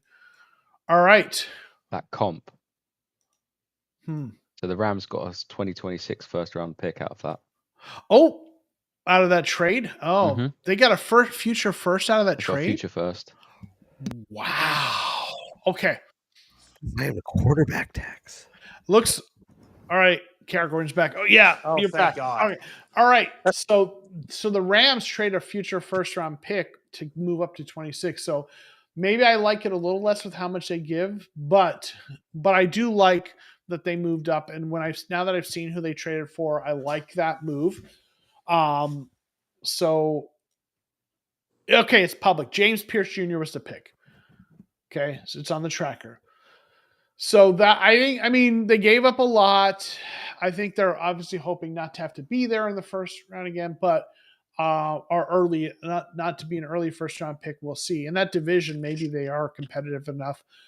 But they got themselves an edge rusher who's, a lot of people would say, some people think he is. There are people who would have him as the second best edge rusher in class in terms of ability. There's people who maybe have him third, but he's in that conversation. It's just the off the field or the maturity stuff. But trade back up, get the guy that some of us thought they would take with their original pick. So I do like that for them. Ravens, real quick. Ravens, let's talk about Ravens. Falcons, I mean, they needed an edge rusher. Maybe they gave up a lot to move back up in this draft, but it makes a lot. I think it just makes a ton of sense for the Falcons. Falcons have had a nice draft, really. They mortgaged the future a bit, but they've had a nice draft with the players they've got. Baltimore. Is this where Will Johnson's slide ends? They need a corner, don't they? They like taking corners early too. Historically, I've looked at them in the past. They like that. Could absolutely be. I mean, what else do they need as much? You could argue edge. You could argue interior defensive line as well. Gray guard. Zabel, he's still available? Oh, Gray Zabel's gone, isn't he? Is he? Okay. He went to the Seahawks. Yeah. Oh, that's right. Well, and they could use a guard, but there are none left worth taking at this point. I was gonna say there's so many analysts that said if you don't get a guard in the first 15 picks, or even a tackle in the first 15 picks, the first round type of pick plummets. Yeah. After 3 or 4 people. Let's go around real quick because the pick will probably be in soon. Let's all say our pick, who we think they're going to take. Kevin, who do you think that the Ravens take here? I'm not even sure, to be honest, with their needs. I think, yeah, maybe Hairston. Okay. All right. I'm going to throw another name. Sorry, the Josh Connolly. Okay. And then Brian, who do you think they take? Well, I didn't even think of Connerly. I like that a lot. I think it's a strong organization. I don't know if anyone wants to touch Mike Green in the first round, though, so I'm going to lay off him. I'm going to go with Ezeraku. Okay. Drew?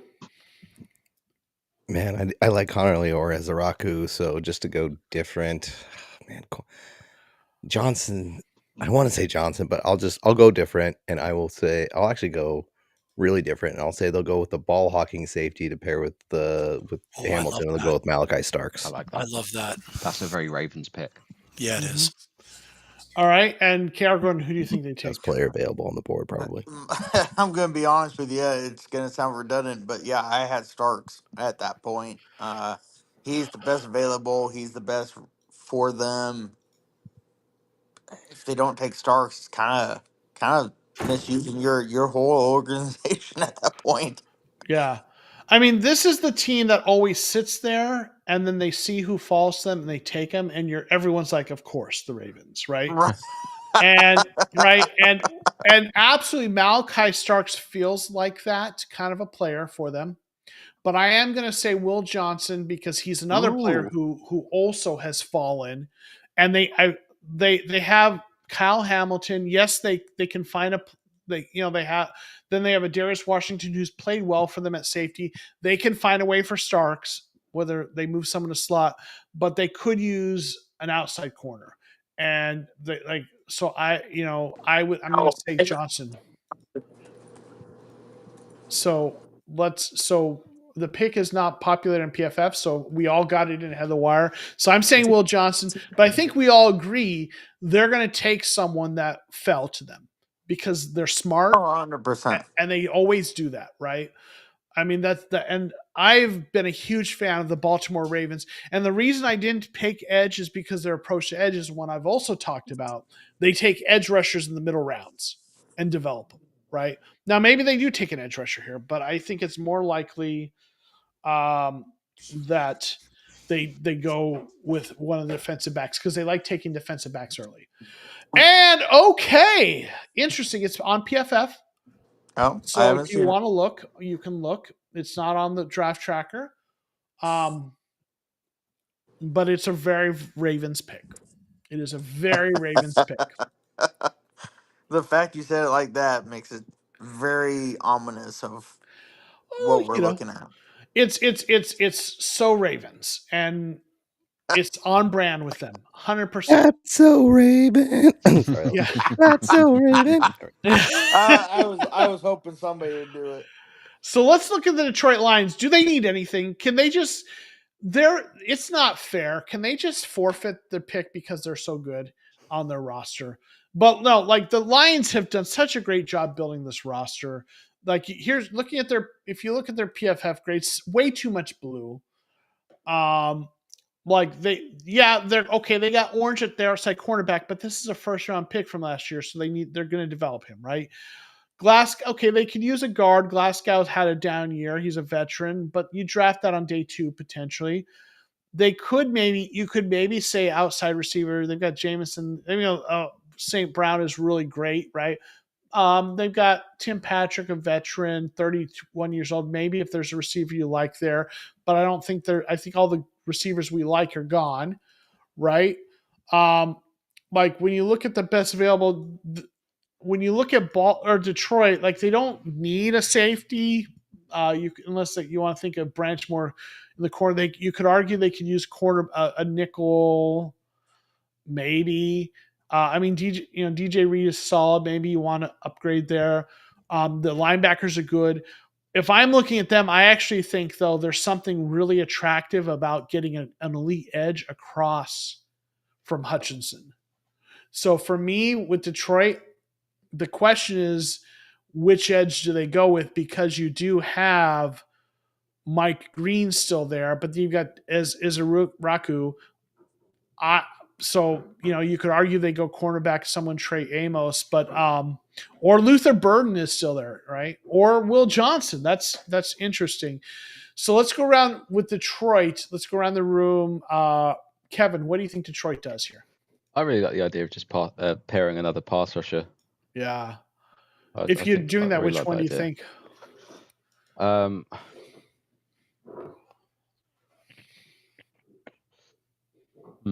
That's a good. Yeah, that's the right. question. I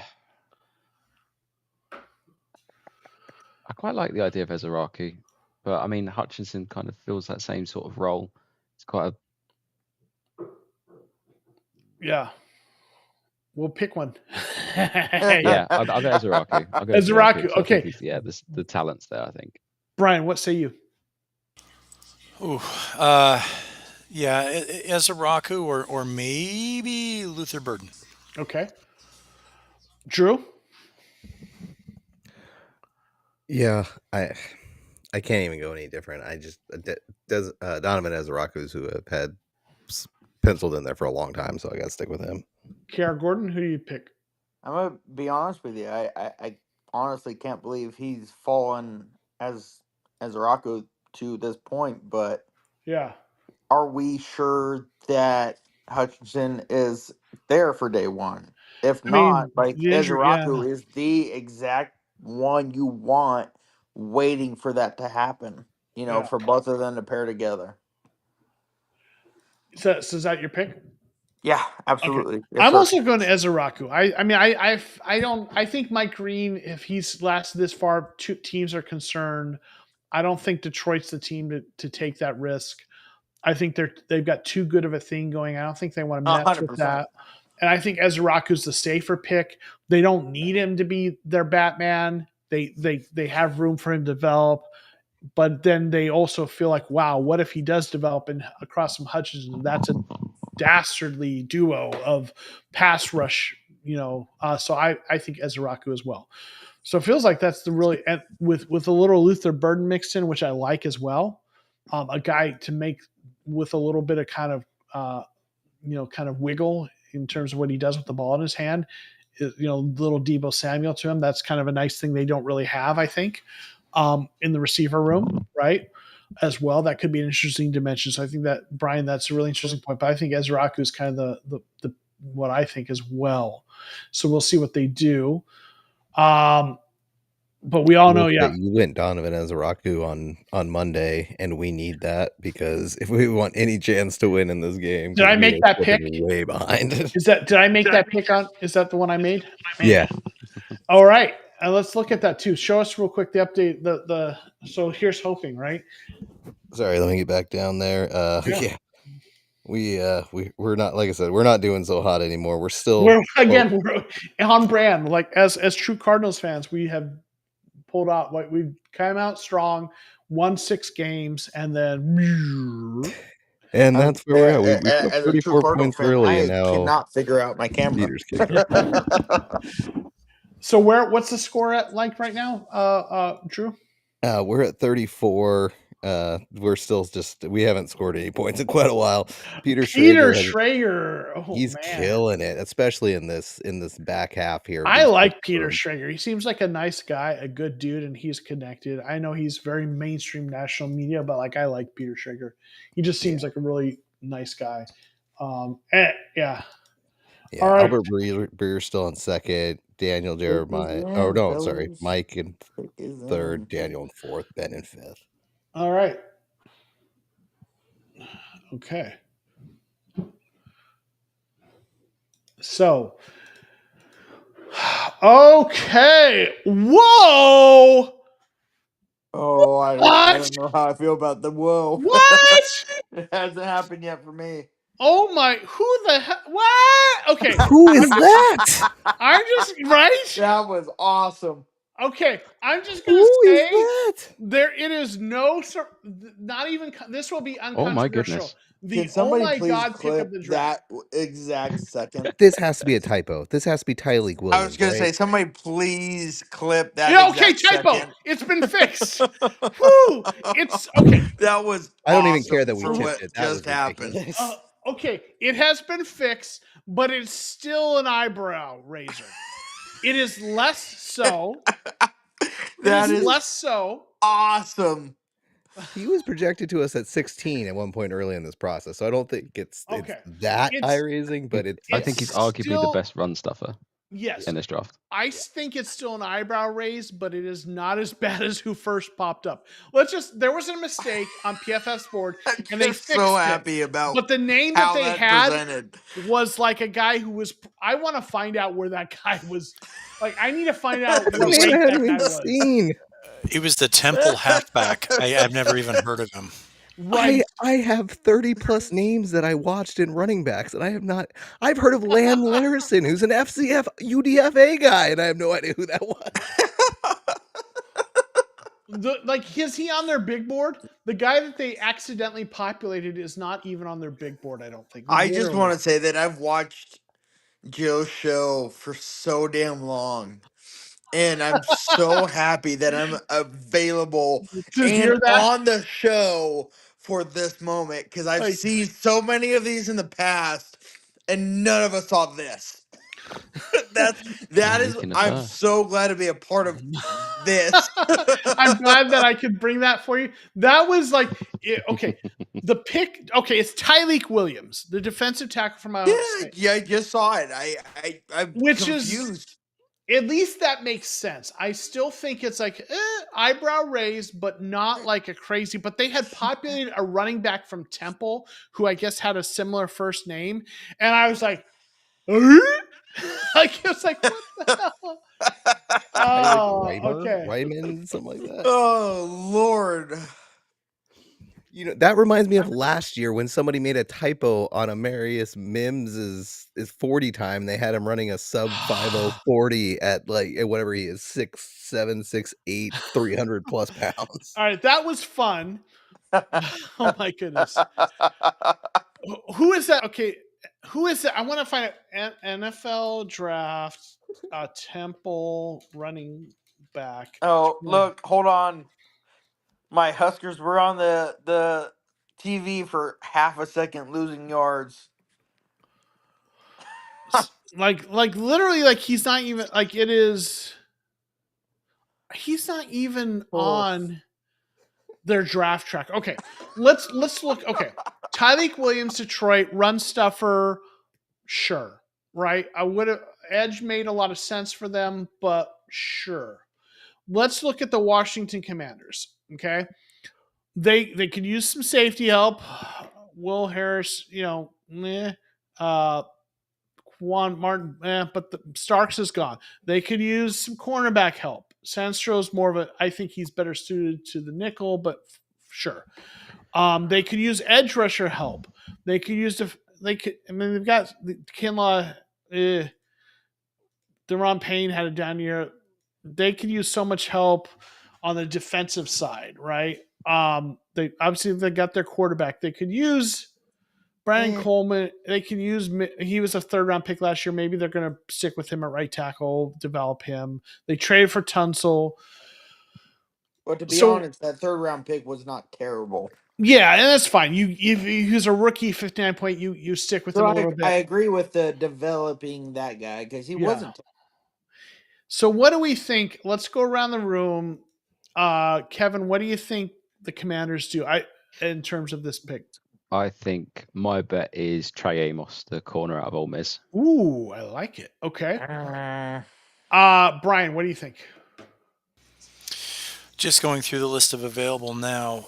So their biggest needs it's listed are running back, guard, center, edge, and corner. Mm-hmm. I think Will Johnson continues to slip. I don't think Jihad Campbell goes here. I think Mike Green's not going to go in the first. Ezeraku. I'll stick with Ezeraku until he gets picked. Okay. And Drew? I'll go with Travion Henderson here. Okay.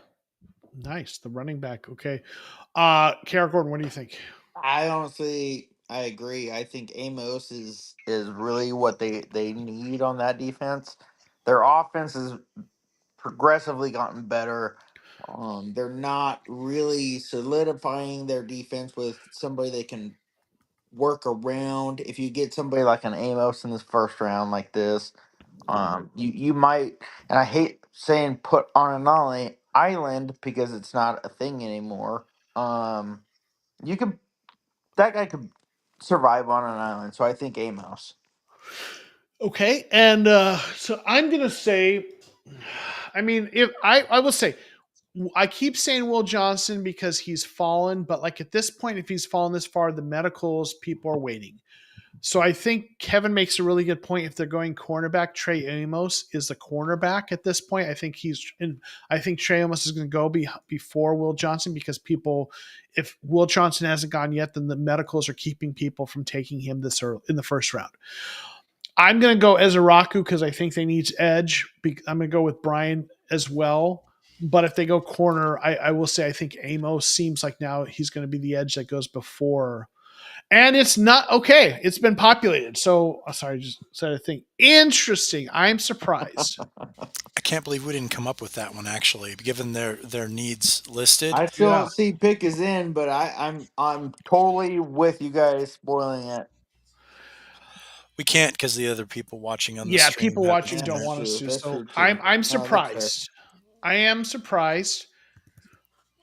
I mean, the talent. I'm not surprised that this player went this early because a lot of people like this player, and a Oh lot yeah. of people had this player going earlier than this. Even potentially, there were people who thought he might go earlier than this.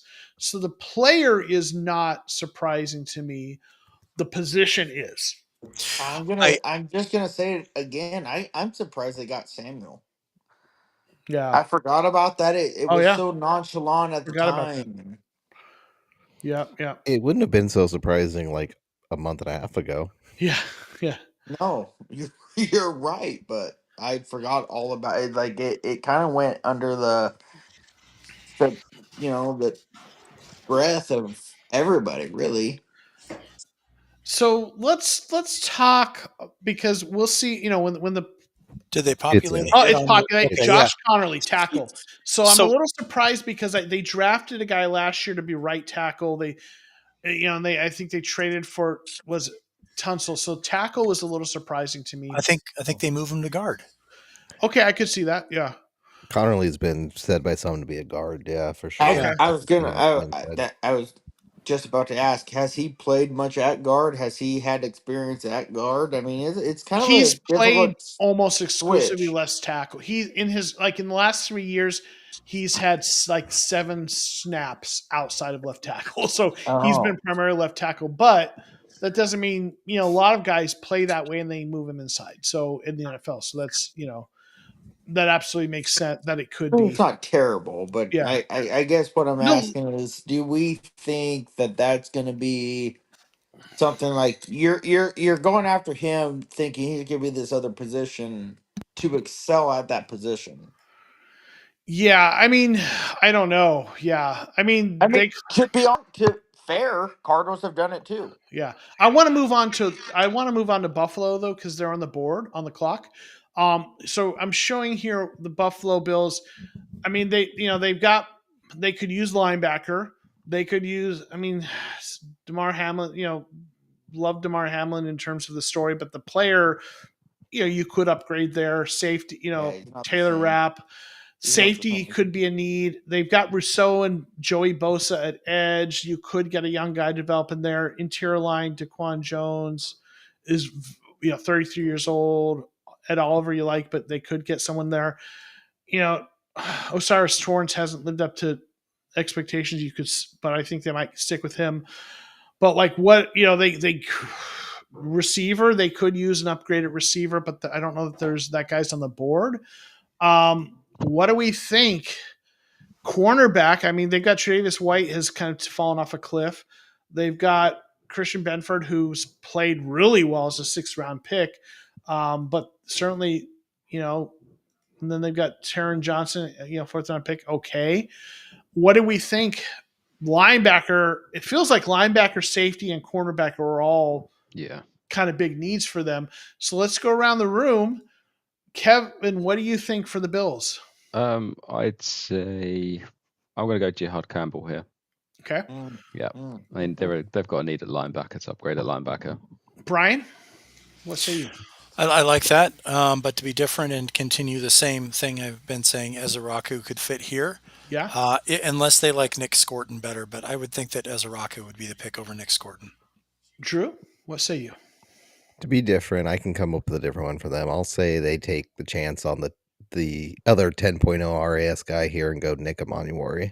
Okay, Ooh, I love that. that's a nice one. As And long as he Karen doesn't Gordon, go to the Eagles, then that's fine. I hate to repeat, but I agree with the Campbell thing. I think if they can see this guy as not having the medical issues that he has presented the last week and a half, that really made a lot of people kind of back off of him, and he can be that next.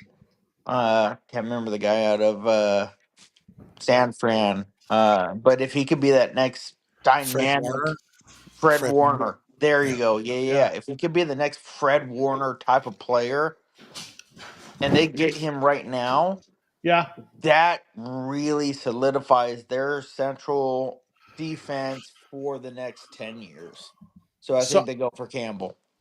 I'm going to go. I'm sorry. No. Go ahead. Yeah, I forgot. I'm going to go completely different. Carson Schwessinger, Ooh. linebacker. Yeah. Can't Jihad is the Wow. better No, prospect that's if he's amazing. healthy. That's a good shout. But people have talked about him sneaking into the back half of the first round, right?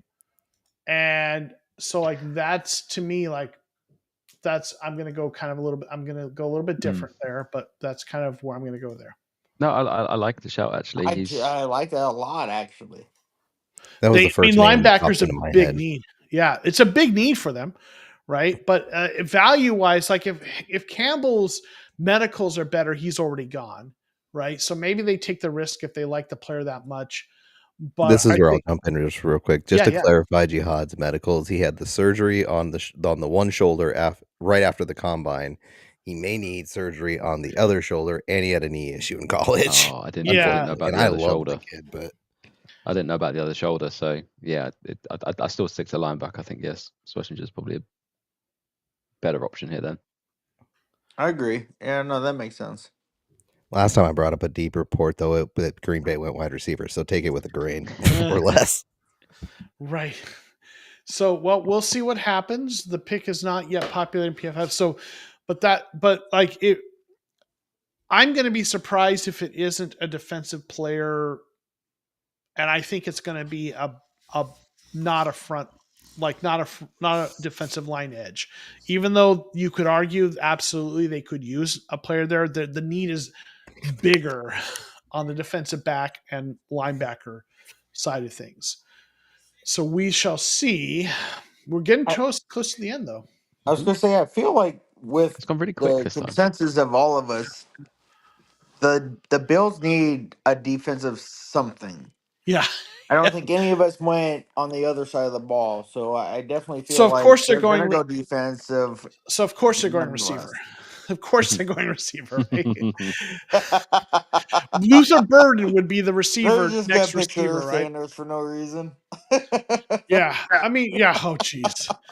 But like, Luther Burden would be the next receiver, you would think. Although you could make an argument for Jaden Higgins, someone like that. But I feel like it feels so. Yeah, we'll see. Populated.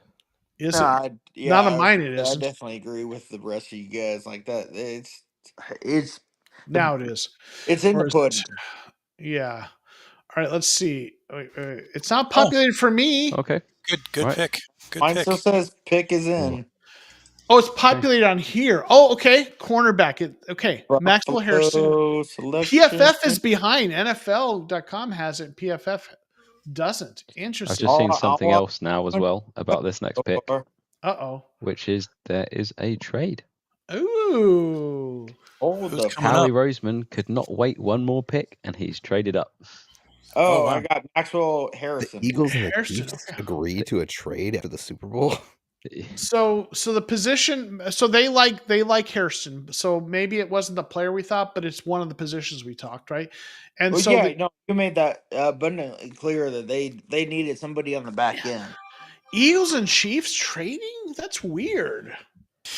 Going back to just the Harrison happened thing real quick. because I'm not seeing it. So all it True, is a pick swap and a fifth round pick. Yeah. Right. Why? So why do they make this trade?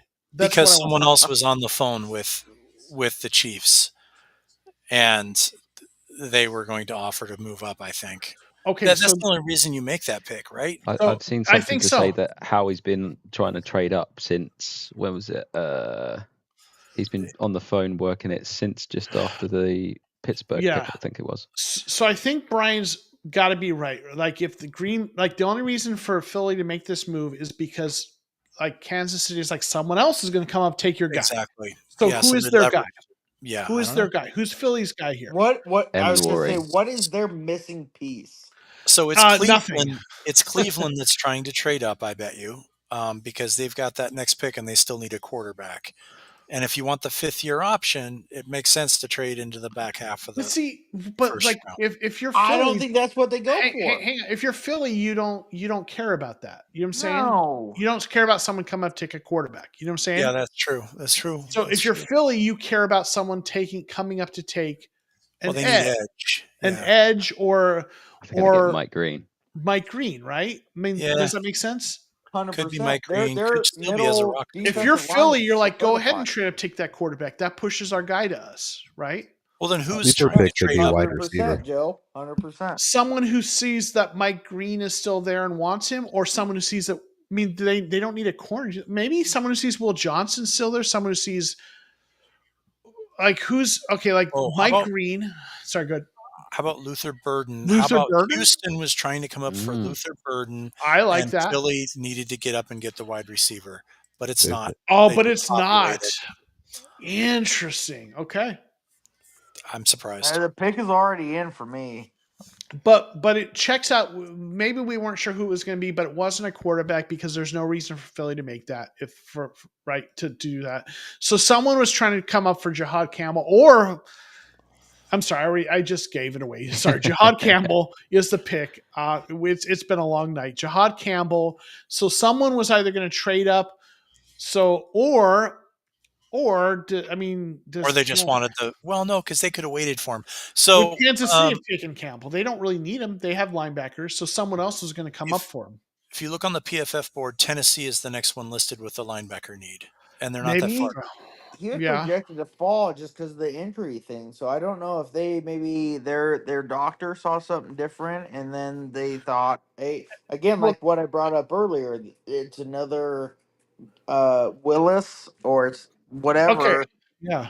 Someone had, and that's what they want in their future, and they can start now and really build him up without having to worry about him being somewhere else and then trading for him later. Here's the thing. I don't think Kansas City was taking him.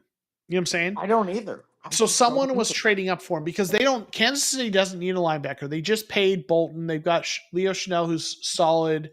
They've got Drew Trent. They've got good linebackers. And Cleveland's hang on. They don't hang on. So like Kansas City isn't taking the linebacker. So someone's trading up. So they're trying to block that. Maybe it's the Texans, but like if someone isn't trading up, they're going to sit there and take him because Kansas City isn't, right? So Texas or Tennessee has a linebacker need. That's a potential. Anyone? Go ahead, Kara Gordon. No, I'm good. Okay. Sorry, I was trying not to sneeze. Yeah, gotcha. Okay. Do we think there's anyone else who was going to trade up? Who else was like? Because Brian said Tennessee needed a linebacker, John Campbell. There's no one else within striking distance without giving up half a draft worth of picks. Right. So let's pivot to Kansas City. Someone was going to trade up. Maybe it was Tennessee, and the Chiefs or the Eagles moved up. Kansas City. I know who I think it is, but let's go around the room. Kevin, who do you think it is? I think they're going to take a punt on Josh Simmons.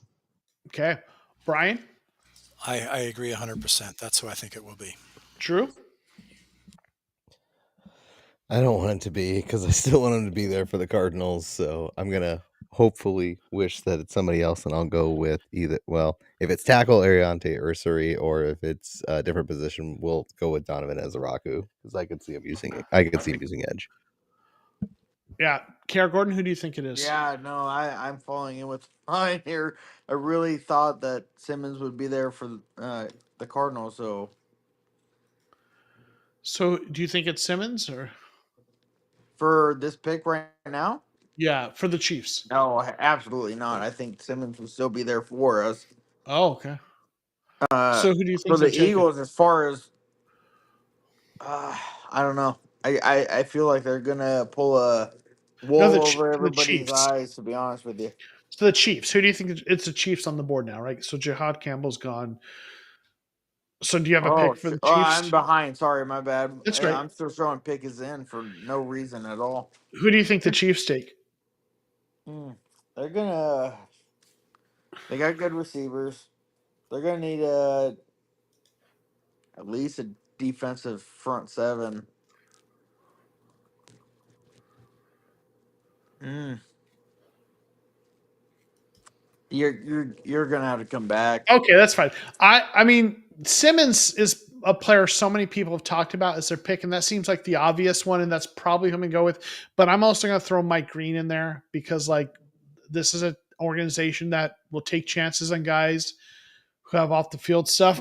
So maybe they like, man, they don't. They have Karlaftis and then they have Chris Jones as an interior pass rusher, but like Mike Dana is their outside edge rusher there. Mike Pena, they could use an edge certainly. So I could see them taking Mike Green because this organization will do that. But if it isn't, then it seems like Simmons is the player everyone thought they would take. So we will see momentarily. The only And reason I agree with you is because the fact that ever since Monty and JG has come into the front office, they don't take chances on what yeah. if. Well, now I'm talking about the Chiefs, though, right? No, Right. I Oh, agree with you. No, gotcha. I understand where you're coming from, but I'm Okay. saying like if that Yeah. was presented in front of them, they're gonna be those Oh, yeah. guys Yeah. that go, I don't care. I don't think. I want to see like receipts. I don't want to see what if they were this person. Yeah. Hey, Drew, how are we doing on Oh, I'm good. I mean, I'm on good. the draft Jeopardy. Oh, yeah. Well, we're cooked, but We are absolutely on brand. I love Oh it. man, I mean, we're beating Ben Albright, who normally does a little bit that's better, so pretty that's dope good. though. But Peter Schrager is still in the lead with 55. I can't score the last two picks until Kansas City makes theirs because of that flip flop. So Hmm. there's a little time left, but it looks like, as of right now, it looks like Peter's Oh, gonna what is win. this Eagle Albert selection second, here? So Mike Jihad third. Campbell's on the board officially. So, and then the All right, Chiefs. okay. So, does someone trade up? I mean, the doesn't say the pick is in. I wonder. This would be the place someone trades up if they want the quarterback with the fifth year option. But if you're the Chiefs, We've only had one quarterback, correct? It's just Cam Ward. Two. We had to Dart. Jackson Dart went. Yeah. Where did Dart go? Did he go the Giants? He went to the Yep. Giants. They traded up for him. Okay, cool. Okay, I didn't see that one. I Yeah. apologize. No, that's good. Yep. So we know Jihad Campbell is the pick, and we're just waiting for the Chiefs. It says the pick is in. I don't think So they do something with quarterback. It's already in. yeah, As the far as what I NFL. see, the pick is in. Yeah. So I think we'll see what it is. I think most of us think it's Josh Simmons, but I threw in there Mike Green as kind of a wild card. Green's a good pick too. Yeah. I mean, Those would be my two for that team specifically. yeah. Kansas City's going with Shitter Sanders to back up Kyler Patrick must be. Mahomes. I would lose my mind. I would never get on social media ever again. Oh man.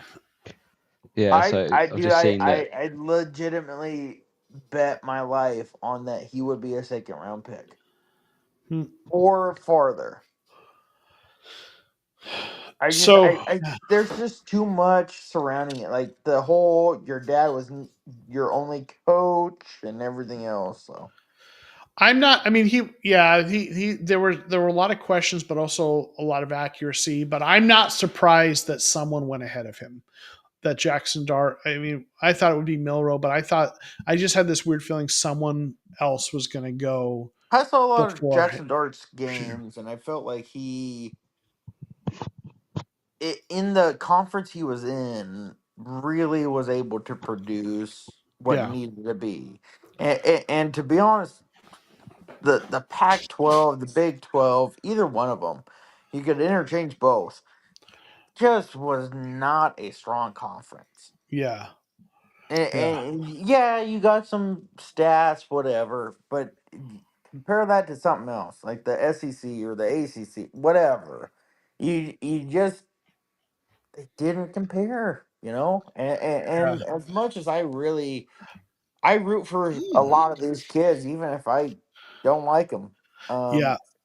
I So, would Just say the didn't. Pac-12 was the weakest conference all right, last year for sure. PFF has populated the pick. Oh And boy, listen, if oh anyone's boy. still watching at this point and they don't want it spoiled, I'm sorry because it's almost midnight. Josh Simmons, the pick that we all thought was going there, that seemed like the obvious pick, Oh the yeah. Kansas City. PFF has Josh Simmons as the pick. No Makes boy. sense. So let's it's nearly midnight. So why don't you go and score that up, Drew? It is And currently Almost there, 4:41 we're getting a.m. there. here. So listen, like, so poor Kevin. Kevin gets like the award for the trooper, like nearly Oh, 5 I was gonna a.m. say it's 8:45 here, so I'm good.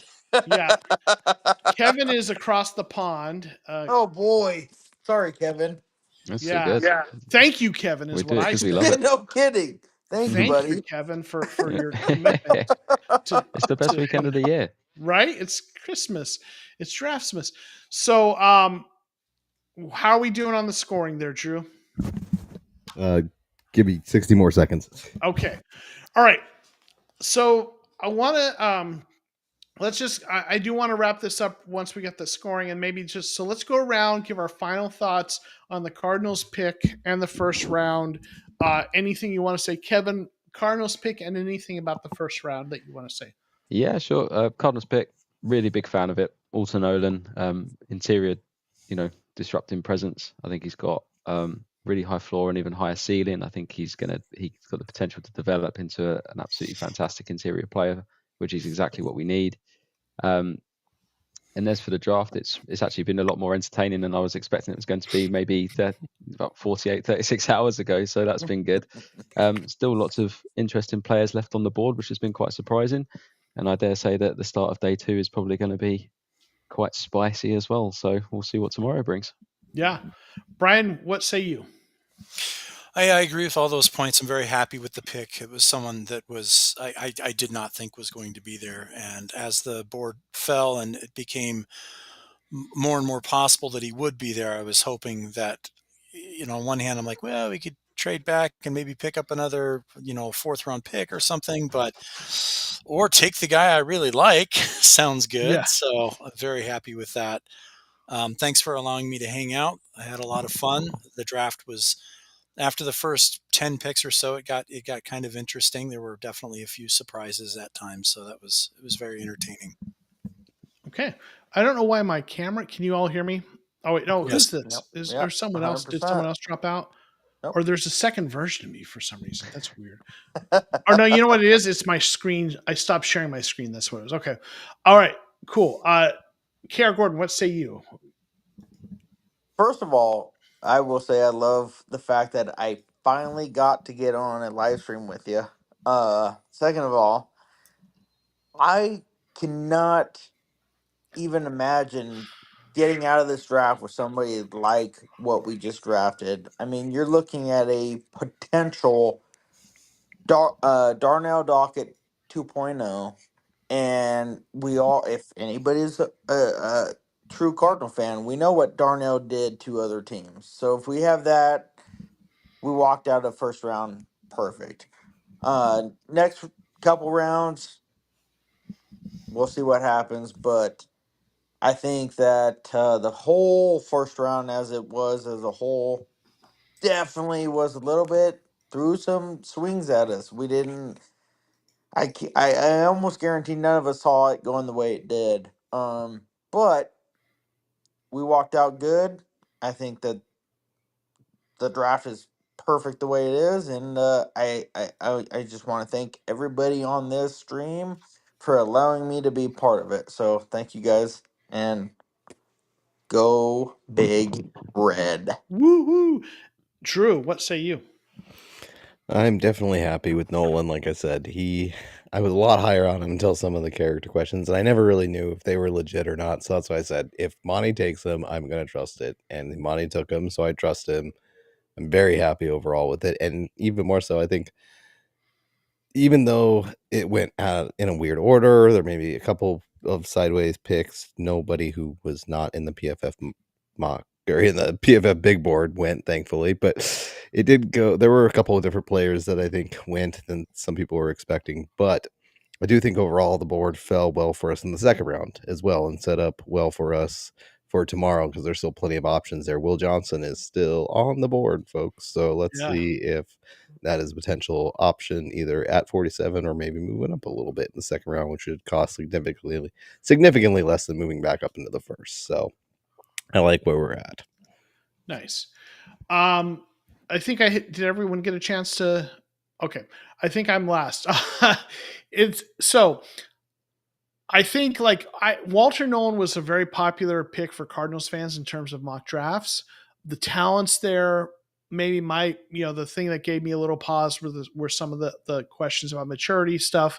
But what I've also felt like, and other people have said this, if Monty took him, then I'm okay. Monty, because I feel like they weren't going to take him if they didn't feel good about him. And if Monty and JG didn't feel good about how he would be in the building, they weren't going to take him. So I trust that they vetted him. So I feel good about the pick. The talent's there. So I'm happy with the pick. It's a position of need. We've been talking defensive interior. Like since the end of last season, we've been talking, right? Defensive interior line was the need. If you ask people in the know, Cardinals fans who really follow, like we all do, who they were going to take in the draft or what position, defensive interior was the number one pick, edge being the second. So I like that. I think it's a good pick. I think it's part of, I think it's part of what they're building. So I love it. Overall with the first round, like there were some surprises, and I shouldn't say surprises, some teams traded. There were some players that went to different teams we would have thought, but in terms of the players taken, there were only 2 players taken that were surprises to me in the first round. Right? Like Tyleik Williams was a surprise to me. I thought he was a second round pick. Not like, oh my God, how could they take him? But I thought he was a day 2 pick. So it's not a shock, but it was a surprise. Maxwell Harrison was a little bit of a surprise because there's other corners I would have thought would have snuck in ahead of him. He seemed like a round 2, but it's not like crazy. It's probably more surprising some of the players who fell out of the first round, if that makes sense, than the players who snuck into it. But overall, it doesn't feel like this. It doesn't feel like a terribly surprising draft, if that makes sense. Like last year, Penix was surprising. Nix was a little surprising. This doesn't feel like a super surprising first round. That's kind of my go. Real couple comments, and we'll get out of here. Chris Young saying, I agree this wasn't a desperation pick. There were a lot of other good players available. If they took him, then he's a Monty-type player. I agree. Great job, Godfather Joe. Thank you, Mikey. I appreciate you. Dana saying good night. Chris saying thanks, crew, for everything. Good evening. Jalen Miller sitting alone in the green room right now. Poor guy. Cardinals defensive interior will be legit this season. All right. Thank you all for hanging out for the duration. It's been a long night, but a good night. We're not doing a live stream tomorrow, but I hope everyone enjoys day 2 of the draft. It's the best time of the year. And we're going to end. See y'all later. Peace. Thanks, guys. See you later. Night, everyone.